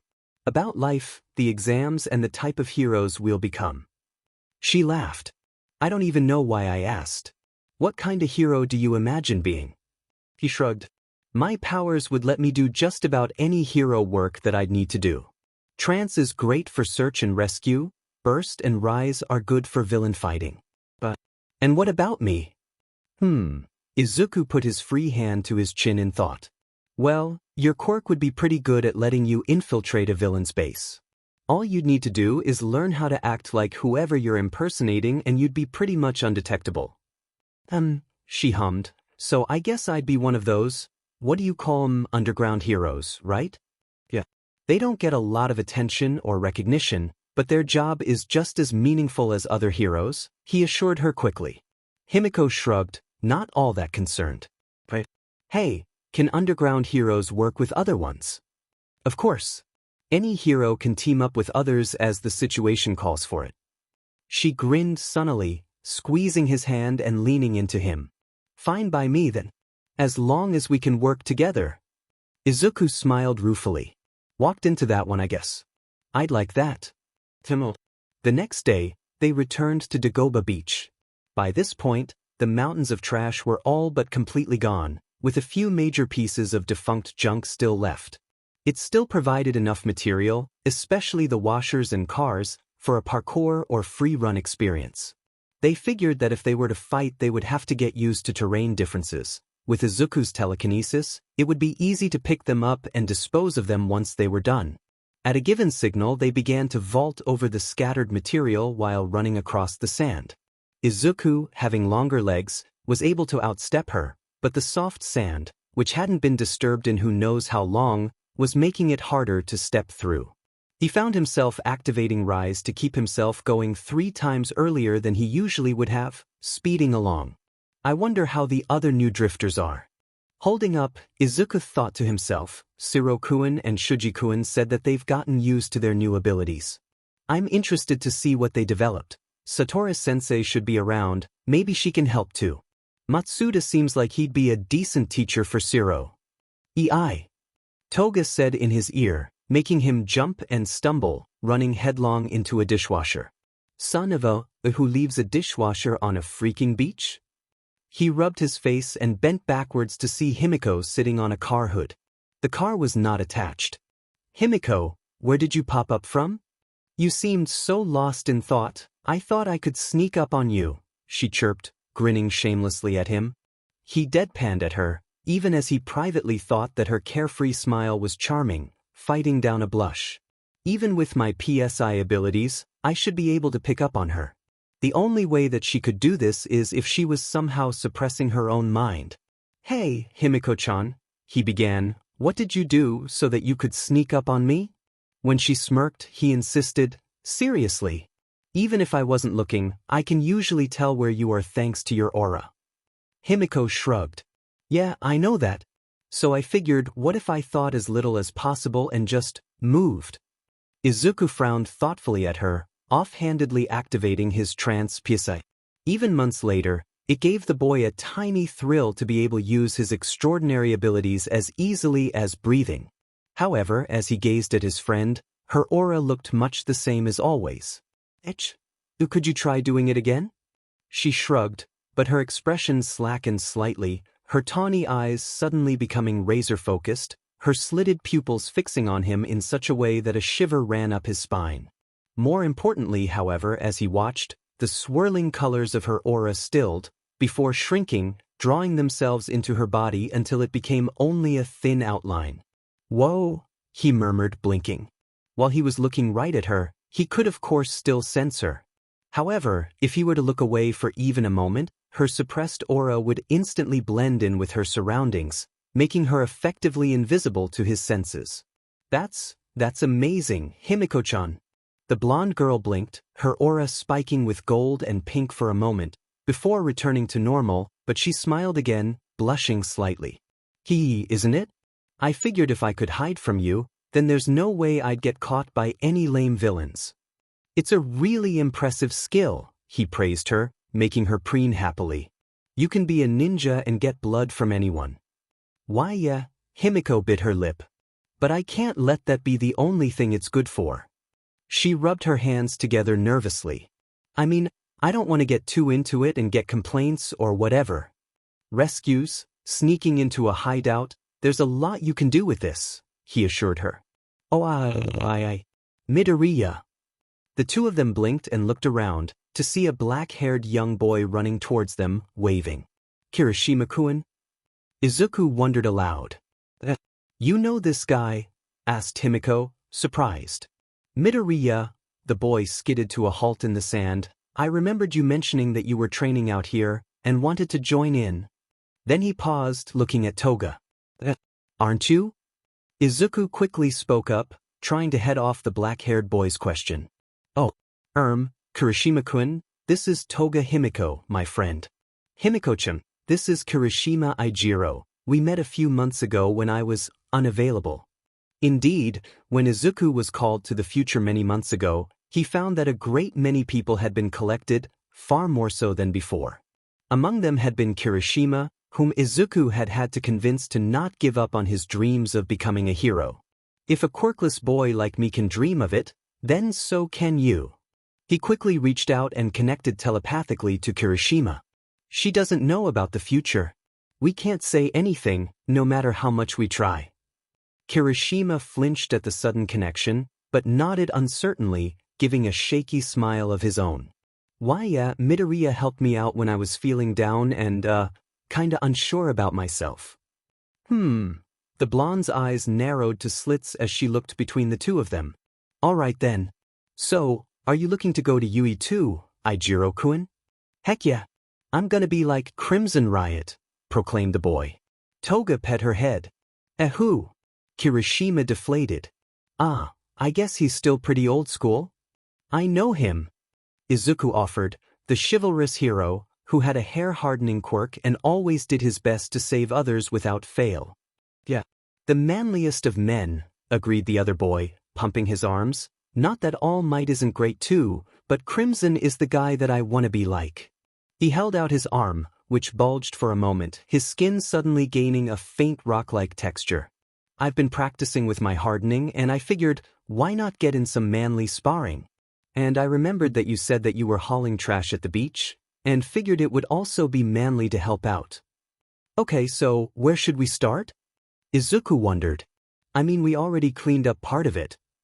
Kirishima shrugged. I mean, let's go with some of this heavier stuff, then. Both boys walked over to the dishwasher that Izuku had made friends with and strapped themselves to it while Himiko watched. You know, you could just use your telekinesis to carry that, Izuku-kun, she called out, leaning her chin on her hands. I could, but this is in case I can't use that. It's my toughest ability to use for long PRDs, after all. Plus, I want to talk to Kirishima-kun. Sure thing, grunted the other boy. The two boys grunted as they pulled on the machine.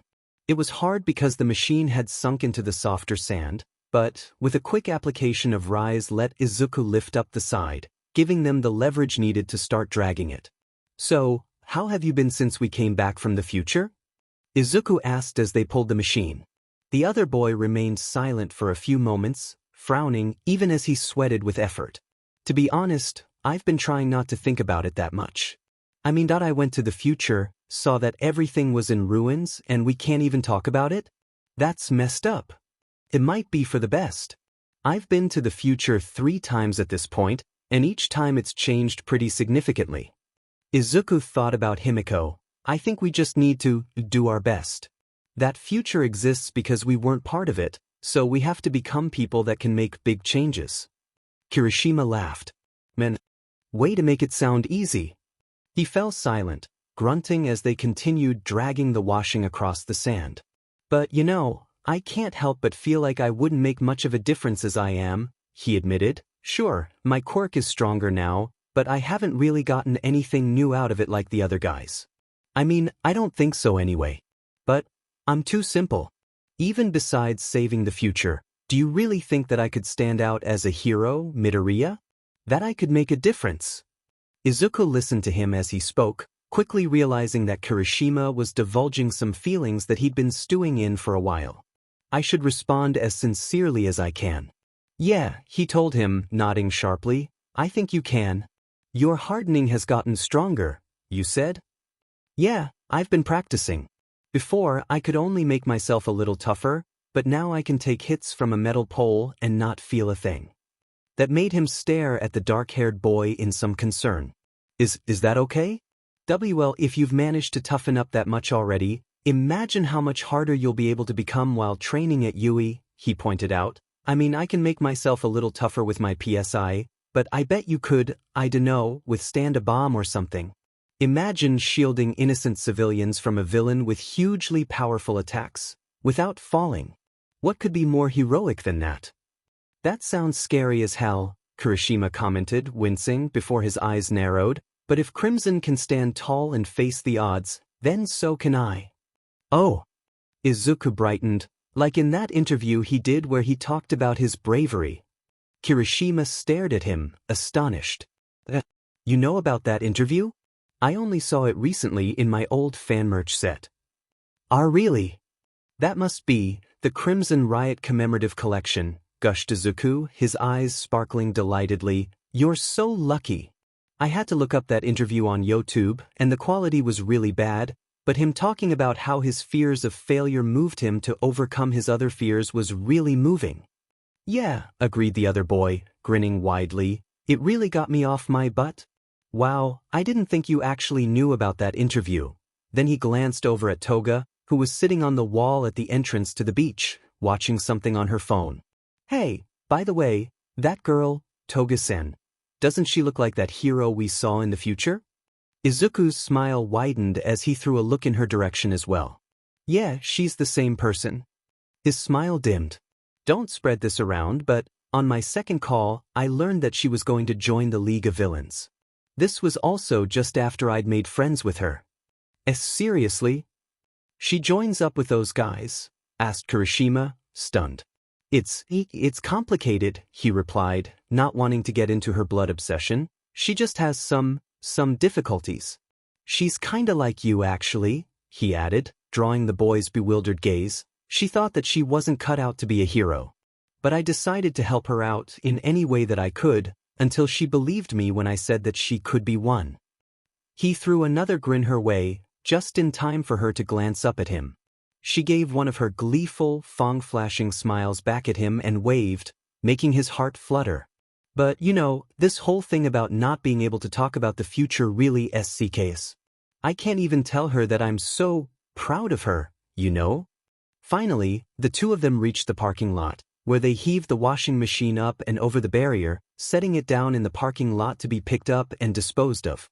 Kirishima laid a hand on Izuku's shoulder. Midoriya. Yeah? What is it? He gave a shark-toothed grin. You really are a manly guy. Izuku blushed deeply, looking away. WL? Hey, called out Himiko, sauntering over. No making Izuku blush. That's my job. She gave him a smirk, admiring the way his blood made his skin flush. Toga-san, proclaimed Kirishima, putting his hands on her shoulders next. You're super manly too. She blinked at him, nonplussed. I'm a girl, though. Girls are just as manly as men. Himiko stared at him for a moment, then gave a giggle. You're such a weirdo, Kiri-kun. Weirdo? He stammered. What's weird about telling you that you're cool? Yeah. Are you hitting on me? Izuku, what do I do? I'm not hitting on you. Izuku laughed to himself, rubbing the back of his neck. I'm glad that they're getting along. It would have been uncomfortable if they hated each other even though they're both my friends. It's not like I'd butt in on another man's romance. He choked on his spit, abruptly snapped out of his thoughts. It what? Himiko's golden eyes bulged, and at some point in between Izuku looking back and forth between her and Kirishima, she vanished in a blur. When Izuku found her, crouched behind the washing machine, she refused to look him in the eye and her ears were bright red. Time passed, fortunately in the normal fashion, as opposed to time travel. The last month had been productive for the trio, as they made their final preparations for the UE entrance exam. In between helping Kirishima train his quirk by wailing on him like a sandbag. The experience also helped Izuku with his rise, using it to toughen the skin on his fists so that he could punch Kirishima's craggy flesh without suffering awful amounts of pain. Not that he didn't anyway, early on. Toga, meanwhile, had somehow acquired a pair of knives, incorporating them into her acrobatics and Jeet Kune Do. She had quickly assured the two boys that the weapons were dull and couldn't draw blood, though her pout as she admitted that last part made Kirishima sweat nervously. Of course, just practicing their physical capabilities was half the problem. Izuku also hosted study sessions, even inviting Shuji and Siro. The other members of the Drifters declined, stating that they were a little too busy to make the trip over to Goba, presumably getting ready for the entrance exam in their own ways. Inko was positively ecstatic that her son had made some new friends after so long, even a female friend like Himiko. For the longest time, she felt that Izuku was alone, feeling like even she supported him enough thanks to her overwhelming guilt about his former status. When she confronted Izuku about it and apologized, it was a wonder the whole building didn't get flooded with tears. 2 weeks into the final training, they finally cleared the last of the trash on Dagobah. Kirishima and Izuku let out, in the excited boy's mind, a manly scream of triumph, throwing their fists in the air. Toga, who had done a lot less of the carrying, but was equally glad it was finished, only chose to give the 2 boys a deadpan stare until they stopped. Kirishima didn't notice, while Izuku did, and desisted with a flush of slight embarrassment. "It feels great, seeing the whole beach clean," said the green-haired boy, gazing out over the cleared sand. "Yet I only came in at the end, but that was seriously a lot of stuff," agreed Kirishima. Toga groaned. "You should have seen what it was like at the beginning. It was like a mountain of junk with the ocean behind it." Izuku rubbed the back of his neck, grimacing as he remembered said mountain. "Well, at least I got a lot of practice with my burst out of it." Indeed, while his endurance was still at its weakest when using his PSI on the world around him, the psychic had gradually learned how to get more and more out of his power without burning himself out too quickly. In addition to improving his ability to use telekinesis, he had learned to use his burst to affect the world in other ways. It was still pretty difficult, but Dr. Satori had reassured him that that was normal. "It's just that your PSI focuses naturally more towards trance," she told him, "like how mine is better for rise and Matsuda specializes in burst. You can use it, of course, but it's always going to be more difficult to learn than something that comes naturally to you. It's like any skill, so there's nothing really stopping you from learning or even mastering it. And if you master it even to Matsuda's level." Matsuda sent an impression of a shiver over the telepathic call. "A hero that knows what they're doing, that can do what I can, I'd probably just turn myself in if I were a villain. The point, Izuku, is if you're going to learn all of the major aspects, it's best to focus on your primary PSI affinity before you expand your horizons. Especially with UA's entrance exam just around the corner." Izuku sighed, remembering his fellow psychic's words. "I don't really know what else I could train in with trance. It's the same problem as burst, but messing with people's minds would get me in serious trouble. Maybe once I'm at UE, I can ask for help in developing that." "So, the entrance exam is in 2 days, said Toga, stretching out in a way that almost reminded a cat and making him blush when her shirt rode up to expose her smooth, creamy belly. "What's the plan for until then, Izuku-in?" "Sleep, relax, food," Izuku groaned. "Nura-sensei always says that taking the time to rest is just as important as the actual training." "Speaking my language, bro. My coach said the same thing," Kirishima laughed. He ran a hand through his straight black hair, frowning. "You know, for all this training, if I get into the school, I was thinking of making some kind of change. Even if my quirk is good for heroics, I'm still pretty plain looking." "Yeah, totally," agreed Himiko blithely. "Maybe do something about that hair." He pointed at her emphatically. "That's exactly what I was thinking." "I was joking." "That's okay, it's still a good idea." Izuku shook his head, but smiled. "Yeah, it's a real manly idea, Kirishima-kun. Don't encourage him, Izuku-kun." He laughed. And then, at last, the day arrived. After a short train ride, Izuku stared up at the gates that led to a future in heroics. All around him were dozens of other students, with different school uniforms or something for exercising. His stomach churned with excitement and nerves, and he couldn't help but grin. Finally, after years of dreaming and months of training, he was one step away from applying at his dream school, UE High School. "Move it." He tensed up as a familiar voice called out to him from behind, and he whipped around to see Bakugo Katsuki stomping towards him. Miraculously, over the past year, Bakugo had kept silent, occasionally hurling suspicious, venomous looks at Izuku. There was no doubt in the boy's mind that Bakugo had long since figured out that he'd done something to make him leave that one time, but thanks to his telepathy and aura reading, Izuku had always managed to avoid getting ambushed by him after classes. It was easy to tell when the other boy wanted to try something, after all. One of Bakugo's eyes twitched and his lip curled in a snarl, but he marched past Izuku without a word. "Jerkei," he muttered to himself. Then, looking around, he spotted a familiar face. "Ah, Himiko-kun," he called, waving to her and jogging over. The girl stood a little further back, gazing at the gateway like he had. Unlike him, however, she looked pale and drawn, and was almost shaking. However, she brightened up slightly when she saw him. Hey, Izuku-kun, she greeted him, hands gripping the straps of her backpack. So it's finally time, I guess.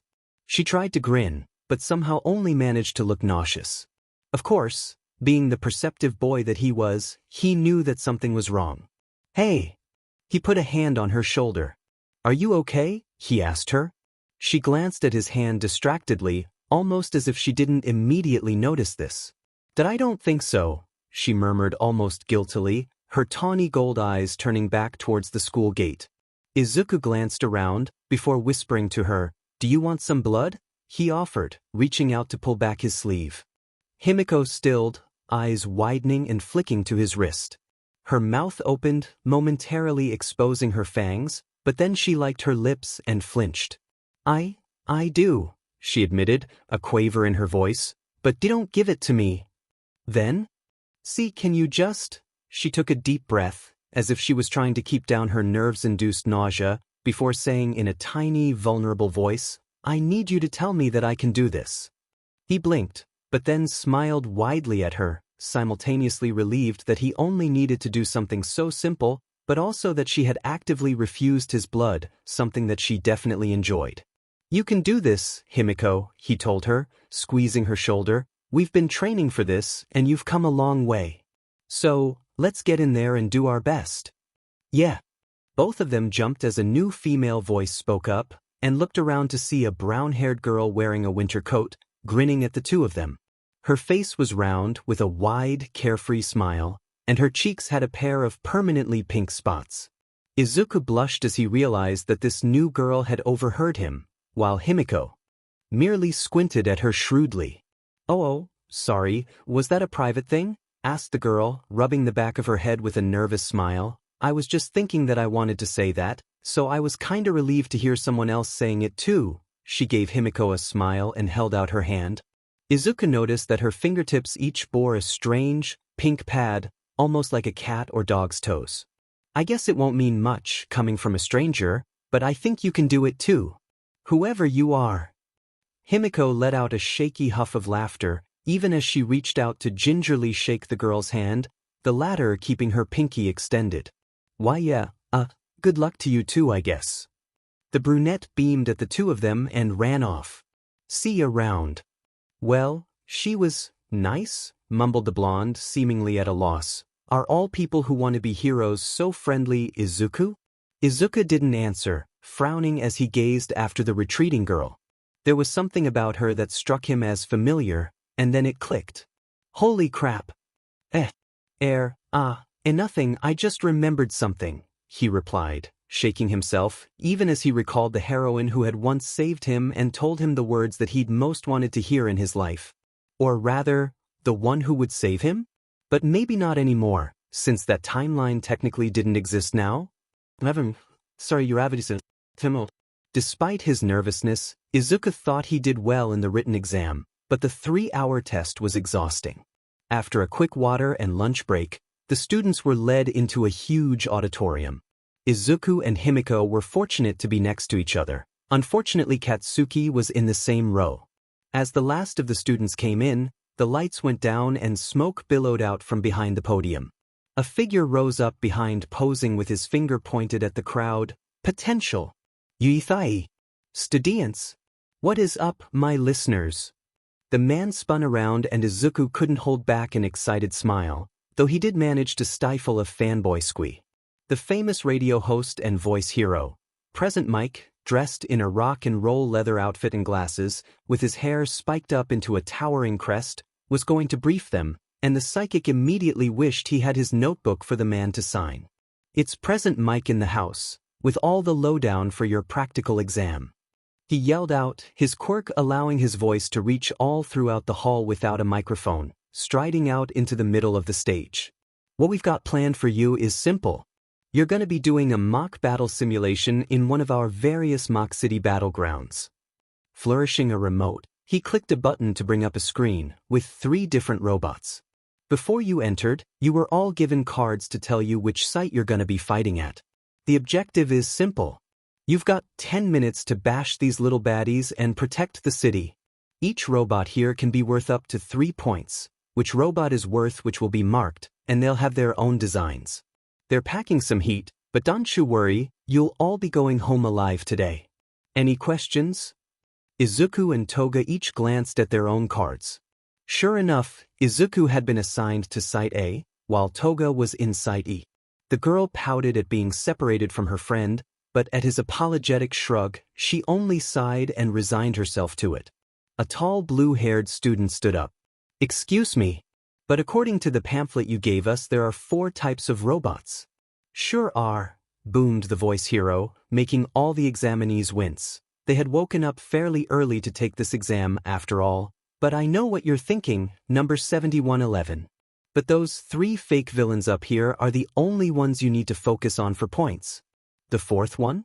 Well, just think of it as a little obstacle to throw ya off rhythm, you dig? Sure, you could destroy it if you try hard enough, but you won't get anything except bragging rights.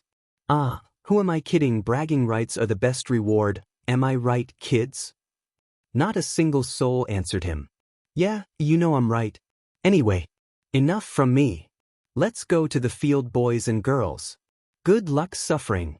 Mic out.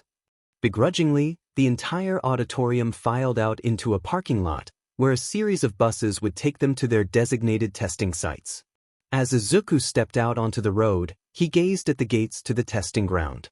As expected from a school of Yui's caliber and resources, the gate and walls were massive. Excuse me. I know Yui's facilities are amazing to look at, but can we move along? Not everyone is off the bus, a familiar voice from before said. Izuku turned and saw the blue-haired boy from before. Now that he could see him clearly, he saw that he was quite tall, and wore a pair of rectangular framed glasses. Sorry, it's been my dream for a long time, I'm just taking it in. The boy nodded stiffly, pushing up his glasses. I suppose that's understandable. However, try not to be overcome when there are people waiting behind you. All right. Quickly, he hopped off the bus, heading for a small building set up nearby in order to change out of his school uniform and into a tracksuit, several other boys joining him. Once everyone had changed and gathered in front of the gates, Izuku took a look around, spotting the bespectacled boy again. As it turned out, he was quite toned and muscular, more than prepared for whatever might await them. He also, with a start, noticed the brown-haired girl. It's Uravity-san. But that's probably not her name. Maybe I should ask her what to call her. As he gazed at her, he activated his aura view power and was immediately surrounded by the stars. He had to stifle a laugh when he saw that the boy from earlier had an aura that was so stiff and straightforward that it was practically square. Nevertheless, it was fitting. The guy already practically radiated seriousness even without Izuku's power-assisted sight. The girl's aura, meanwhile, drifted and swirled weightlessly around her. Remembering how she had seemingly manipulated gravity in the future, Izuku had to wonder whether a person's quirk was tied to their mental structure. It wouldn't surprise him, considering Himiko's blood fixation. Dismissing his aura view, he shook himself, loosening up his muscles, even as he began to focus, getting ready to power up his rise at a moment's notice. And start. Present Mike suddenly bellowed from the top of a solitary pillar in the distance. Thanks to his quirk, he had no need for a megaphone. He carried one anyway. Everyone turned to look at him in confusion. Come and go. Go. What? You thought there'd be a countdown or something? Just do it. Not needing any further prompting, Izuku drove his PSI down his limbs, causing a circuit-like green pattern to light up along his arms, and dashed forward. He blazed through the gate, keeping pace with those other hero hopefuls who'd had the same idea. They flooded into the fake city and dispersed, on the hunt for robots. After a few moments, Izuku dialed down the intensity of his power. It wouldn't do to tire himself out before time was up. Instead, he channeled a tiny amount of energy to his eyes and ears, boosting his senses to beyond crystal clear in order to spot any targets. Ordinarily, he would have just used trance to detect them, but he doubted that he'd be able to sense minds from machines. He stopped, frowning. Wait, what if I could? The others always said that everything that can be done from PSI is based on imagination, so why not? He closed his eyes, and instead of focusing on people, he focused on the air above, while letting the PSI hum around his brain. Everything in modern society gave off a certain electrical signals, not too dissimilar from the auras he used to read people. From phones, to computers to even robotics, everything had a unique signal and frequency, and if he could use PSI to see a person's emotional state, something that had no detectable form, then what was stopping him from exploiting the electromagnetic spectrum? As he concentrated, he found a concentrated signal coming from a far-off tower. So that's where UA is controlling these things from. With a mental flex, he pinged the tower with his power and allowed his mind to ride down the signal, spreading all over the testing site. When he opened his eyes, his vision lit up with received signals, showing him dozens of various-sized robots wheeling about the streets. Although that number was already starting to drop slowly. He took off, running through alleyways towards the nearest bot and curling his fingers. This time, he pushed the PSI out of his body, forcing it to coalesce in his palm. Slowly, the air began to glow, a tiny sphere of light forming in his hand as he ran. He emerged onto an empty street, just as a big, bulky robot came wheeling out across from him. Its boxy head turned to look at him, and Izuku felt its processors register his presence, before triggering to ready its missile launchers. Lone. Target. Detect dash. With a shout, Izuku threw out his hand and launched the ball of psychic energy. It blasted forth, a nimbus of flame-like power flaring around it as it shot across the way and collided with the robot. When it struck, it burst with a rippling of jade light, tearing metal into pieces and demolishing the fake villain. 3 points, he said to himself, before running again. With the exertion of his burst, he made sure to drop his rise a little, just to maintain his stamina. He could still work for 10 minutes easily. He sped along, keeping on the lookout and changing course whenever he felt another robot stop receiving. Leaping out into a new street, he briefly noticed in his periphery that there were a bunch of students already in battle. However, there were more than enough robots for everyone, swinging their large, shielded arms and shooting rubber bullets around. Hardening his fingers, Izuku closed the distance to a one-pointer and moved out his hand, spearing through its thin metal casing and the circuitry inside. Yanking free, he jumped to another one-pointer and smashed through its chest, before somersaulting towards a two-pointer, which had just noticed him. He tensed his body like a spring, before kicking upwards with both feet, knocking the robot's head off. That's 7. As he landed back on his feet, looking for another target, he noticed an empty, human-shaped aura. An invisible person? Even as he pondered this, he noticed a two-pointer wheeling down the road towards the fray. It seemed that the person hadn't noticed, and was in danger of getting run over by it. Without time to shout out, he quickly sent a telepathic message towards them, of an image from his point of view. Eh. He heard a female voice cry out in shock, before the invisible person, apparently a girl, quickly stepped around the robot, hopped up onto its back and did something, causing it to roll to a stop. He smiled and waved towards her, getting her attention. Sorry. I thought it might knock you over, he sent to her mentally. Thanks, she called back. Izuku nodded, before spotting another robot and dashing towards it with a burst of speed and ramming another ball of PSI into its chest, blasting it into pieces. A thrown rock drew a robot's motion sensors, making its head turn to follow it. Hup! Himiko lightly hopped up behind the fake villain, balancing on one hand before slapping the off switch on its back with the other. It had been pretty easy to get these robots to fall for some of the oldest tricks in the book, but then, they had been programmed to be simple. She weaved through them with hardly a thought, jabbing her dulled knife through the sides of their boxy heads and turning them off with a display of acrobatics. My quirk isn't much use against these, she considered, pivoting around a three-pointer that was aiming at a pink-haired girl and drawing its attention for a moment, not that I'd want to use it. New target acqui dash. She flipped over its body and turned it off, rolling down off the other side. But you know, this isn't so bad. I can't tell if my stealth works all that well on robots, but it's letting me get by. She frowned for a moment. Wait, should I have been counting how many I've taken out, or how many points I got? Himiko gazed around at all the downed robots littering the street, not all of which had been disabled by her. "Don't worry, Himiko," said a mental image of Izuku in her mind, giving her one of his warm smiles. "They're probably recording how many you're taking out and will tell you afterward." "Eehee," she giggled, giving a happy grin of her own as her heart fluttered. "Of course, he's right. I'll just keep doing what comes naturally." The fanged blonde skipped along, casually evading the lines of sight of more robots. Despite her cheery smile, her narrow eyes coldly picked out which ones looked like the most trouble or isolated from the others. Pouncing on a one-pointer that was straying behind its group, she hit its off button, allowing her to sneak up behind the ones ahead, her steps light. Hopped over dried puddles of what she hoped was glue and found a large kid with a yellow helmet. "Oh wait, that's his head." Looking around, she saw 3 two-pointers approaching him and a girl standing behind him.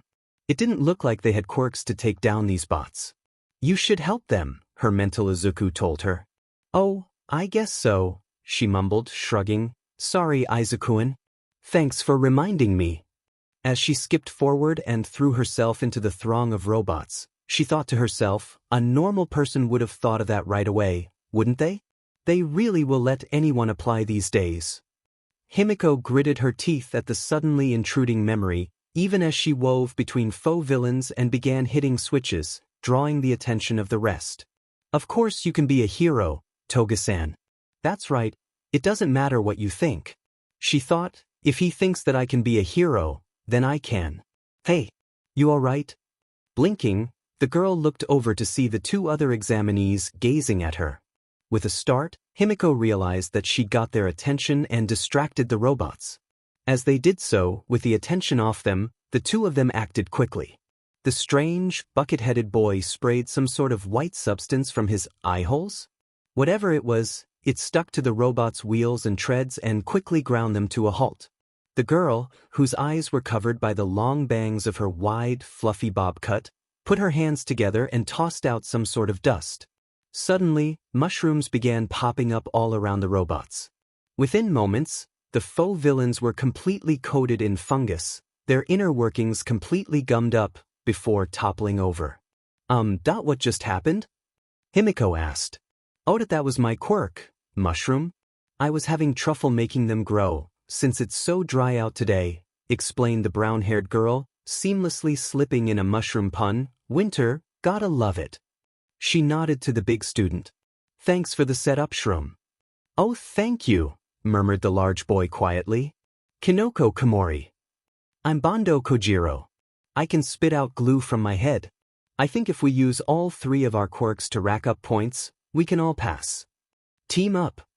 Himiko asked slowly, blinking and befuddled.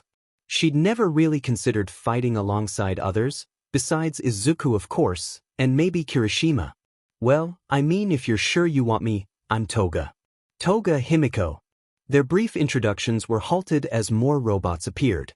The 3 looked at each other, nodded and leapt back into the fray. "Hey, Izuku, am I doing well? Is this something a good person does?" "Come on," roared Kirishima, charging straight towards a pair of 2-pointers and a 1-pointer. As they turned to track him, he activated his quirk, transforming his skin into a rock-like texture. Pounding his fists together, he jabbed forward the moment he was within range, denting metal with a loud, satisfying bang. When the robot swung one of its wide arms at him, he put up a block, barely even flinching when the blow smacked heavily into his arm. Then he reeled back, putting a swivel into his hip and shoulder, to deliver as powerful a right straight as he could.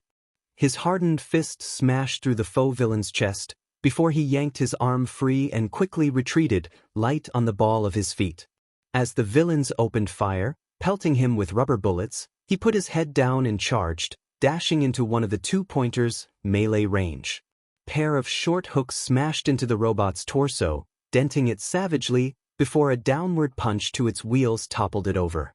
When Izuku had told him that he'd taken up Jeet Kune Do as a compliment to his power, Eijiro had figured that it would be manly to take up a fighting style himself.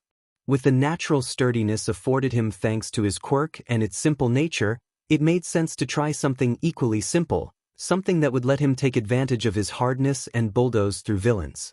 He had then discovered boxing. Of course, the art was still more complicated than he'd expected, but that had only gotten him more stoked to try learning it. Of course, his quirk let him take punishment better than any boxer, which meant that he'd never be able to become a professional, not that he wanted to, allowing him to focus entirely on offense. Even as he focused on increasing his offensive options, his quirk was still there to provide him with the wall that he needed to be a hero. Especially after what happened after being sent to the future. So engrossed was he in punching the 2-pointers into SBMs that he didn't notice the 3-pointer wheeling up behind him.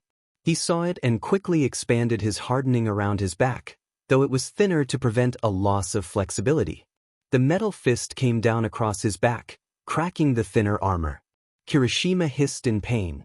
Despite the low settings for the robots, getting punched still hurt. It was a miracle that he wasn't bleeding. But instead of panicking, he grinned sharply as he felt his quirk react. Alright then, if that's how you want to play, then I'll make you pay for it.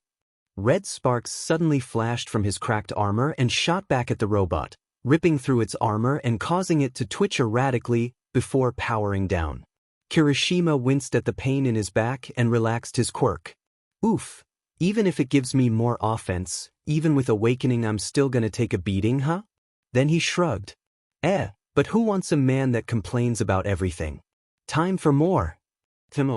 Far from the testing grounds, the future teachers of the applicants watched the exam take place. On screen was Kirishima after he had unleashed his back attack, and it surprised them. Oh, so he can respond even if taken by surprise, commented a man with a deep, warbling voice. That's good. Not to mention he keeps drawing the robots away from the other examinees. Speaking of other examinees, looks like we're getting a lot of good ones this year, said a woman gleefully. They're all so proactive and vigorous. Though some I wonder how they will fare teaming up, a tired voice commented watching Katsuki on one screen blowing through the robots left and right. On another, Himiko, Bando and Kinoko were using their quirks to stall the robots and taking turns on who would get the final blow. But the true test is yet to come, a slightly high-pitched voice gleefully spoke. Yes. A boisterous All Might grinned as he reached down to flip open a panel, revealing a big red button. But of course, the greatest test of heroics is what to do when an unexpectedly disastrous threat rears its head. He pressed the button. A blazing star of green light erupted among a group of robots, blasting them into pieces. 34. Izuku uttered to himself, flinching when the faintest hint of a headache ghosted about the edges of his mind. I'm starting to run low on stamina. A rumbling suddenly shook up the grounds, making everyone stop. Izuku looked around in confusion.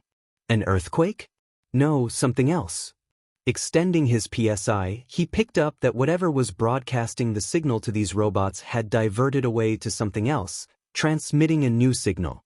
His eyes bulged as the receiver of that signal activated and a body of massive proportions rose up. Moments later, it came into view properly, a robot of truly gigantic proportions. It leaned in, one building shuddering and cracking as it braced its truck-sized hand against the roof, pancaking part of it and dislodging pieces. It then reared back its fist and drove it into the ground.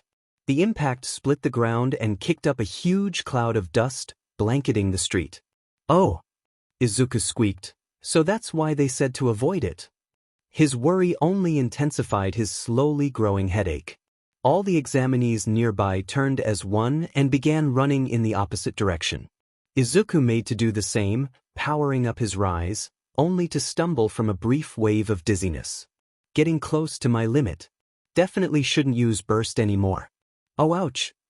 A female grunt of pain made him blink and turn around, only for the blood to drain from his face. A little way down the road lay that familiar brown-haired girl. It seemed that a piece of rubble kicked up by Zero-Pointer's attack had landed on her, trapping her legs. She was weakly struggling to pull herself free, but judging by her face, she was feeling woozy or nauseous herself. More importantly, however, the massive robot was rolling straight towards her, slowly trundling down the street and gouging away the sides of buildings with its bulk. I think you can do it too. You can become a hero, Midoriya-kun. Rise burned in his legs as he dashed straight for her, skidding to a stop just in front of the rubble. "Do not worry," he told her. "I'll get you out." He concentrated hard, wincing as his headache spiked, but a glowing green bubble of light swelled around the girl, lifting the rubble on top of her away and to the sides. Anything broken?" Izuku asked, panting as his head throbbed, making his vision blur. Something wet dripped from his nose. "My ankle, I think I sprained it," she said, wincing, even as she gazed in awe at the telekinetic bubble. "All right, sorry about this in advance."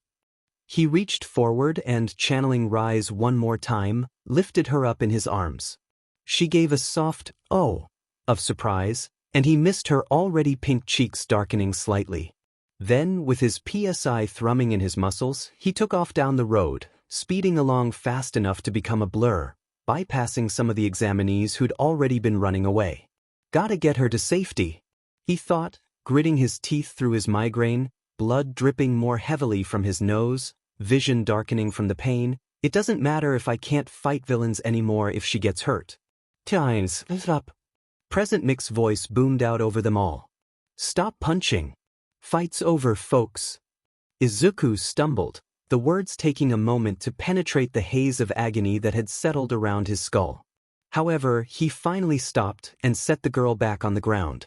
"Hey, are you okay?" he heard her ask as he swayed, eyes refusing to focus. I feel like I'm gonna throw up," Izuku ummed as he sat down, holding his head in his hands. So do I," admitted the girl, holding her stomach gingerly. "My quirk makes me sick if I use it too much."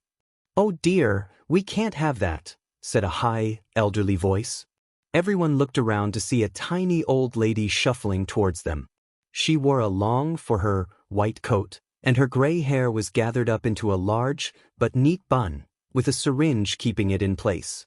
Her walking cane was also a giant syringe. "Recovered, Blay." Izuku got out before his lunch decided to revisit him. He vomited, making sure to turn his face away from the old youthful heroine. "You must have pushed your quirk too far, so hold still." The woman tottered up to him. With his head-splitting migraine, it took Izuku a moment to remember how Recovery Girl's quirk worked. "Choo-oo." She planted a great big old lady kiss on his cheek with a loud smack. Everyone else cringed, but Izuku perked up when the pain of his headache immediately began to recede. "Here, have some gummies," she told him, making him hold out his hand, into which she deposited several gummy bears. "That'll get rid of the bad taste in your mouth." She also gave some to the brown-haired girl, after kissing her to heal her sprained ankle. "I guess we're not the first students taking the exam who've thrown up," Izuku remarked to her as the school nurse moved on, grinning embarrassedly. The girl giggled as well, rubbing the back of her head. "I guess so. That makes me feel a little better, now that you mention it." "Oh, sorry again for carrying you like that." It's fine," she assured him, blushing. "I was kinda scared that I wouldn't be able to run fast enough, so..." Then she blinked. "Oh yeah, by the way, my name's Uraraka Ochako." He had to stop himself from blurting out, "I know. I'm Midoriya Izuku. Nice to meet you, Uraraka-san." They both sat in a strange, awkwardly comfortable silence for a moment, before Izuku spoke up again. "I hope we end up becoming classmates in the hero course." Uraraka blinked at his statement, then grinned back at him. "Yeah, I hope so too. I hope Kirishima-kun and Himiko-chan did well too," he thought to himself. He wondered whether he should contact them telepathically to ask how they did, but decided against it. They'd probably have just as little of an idea about whether they'd passed as he did. All they could do now was wait for Yui to judge their progress for themselves.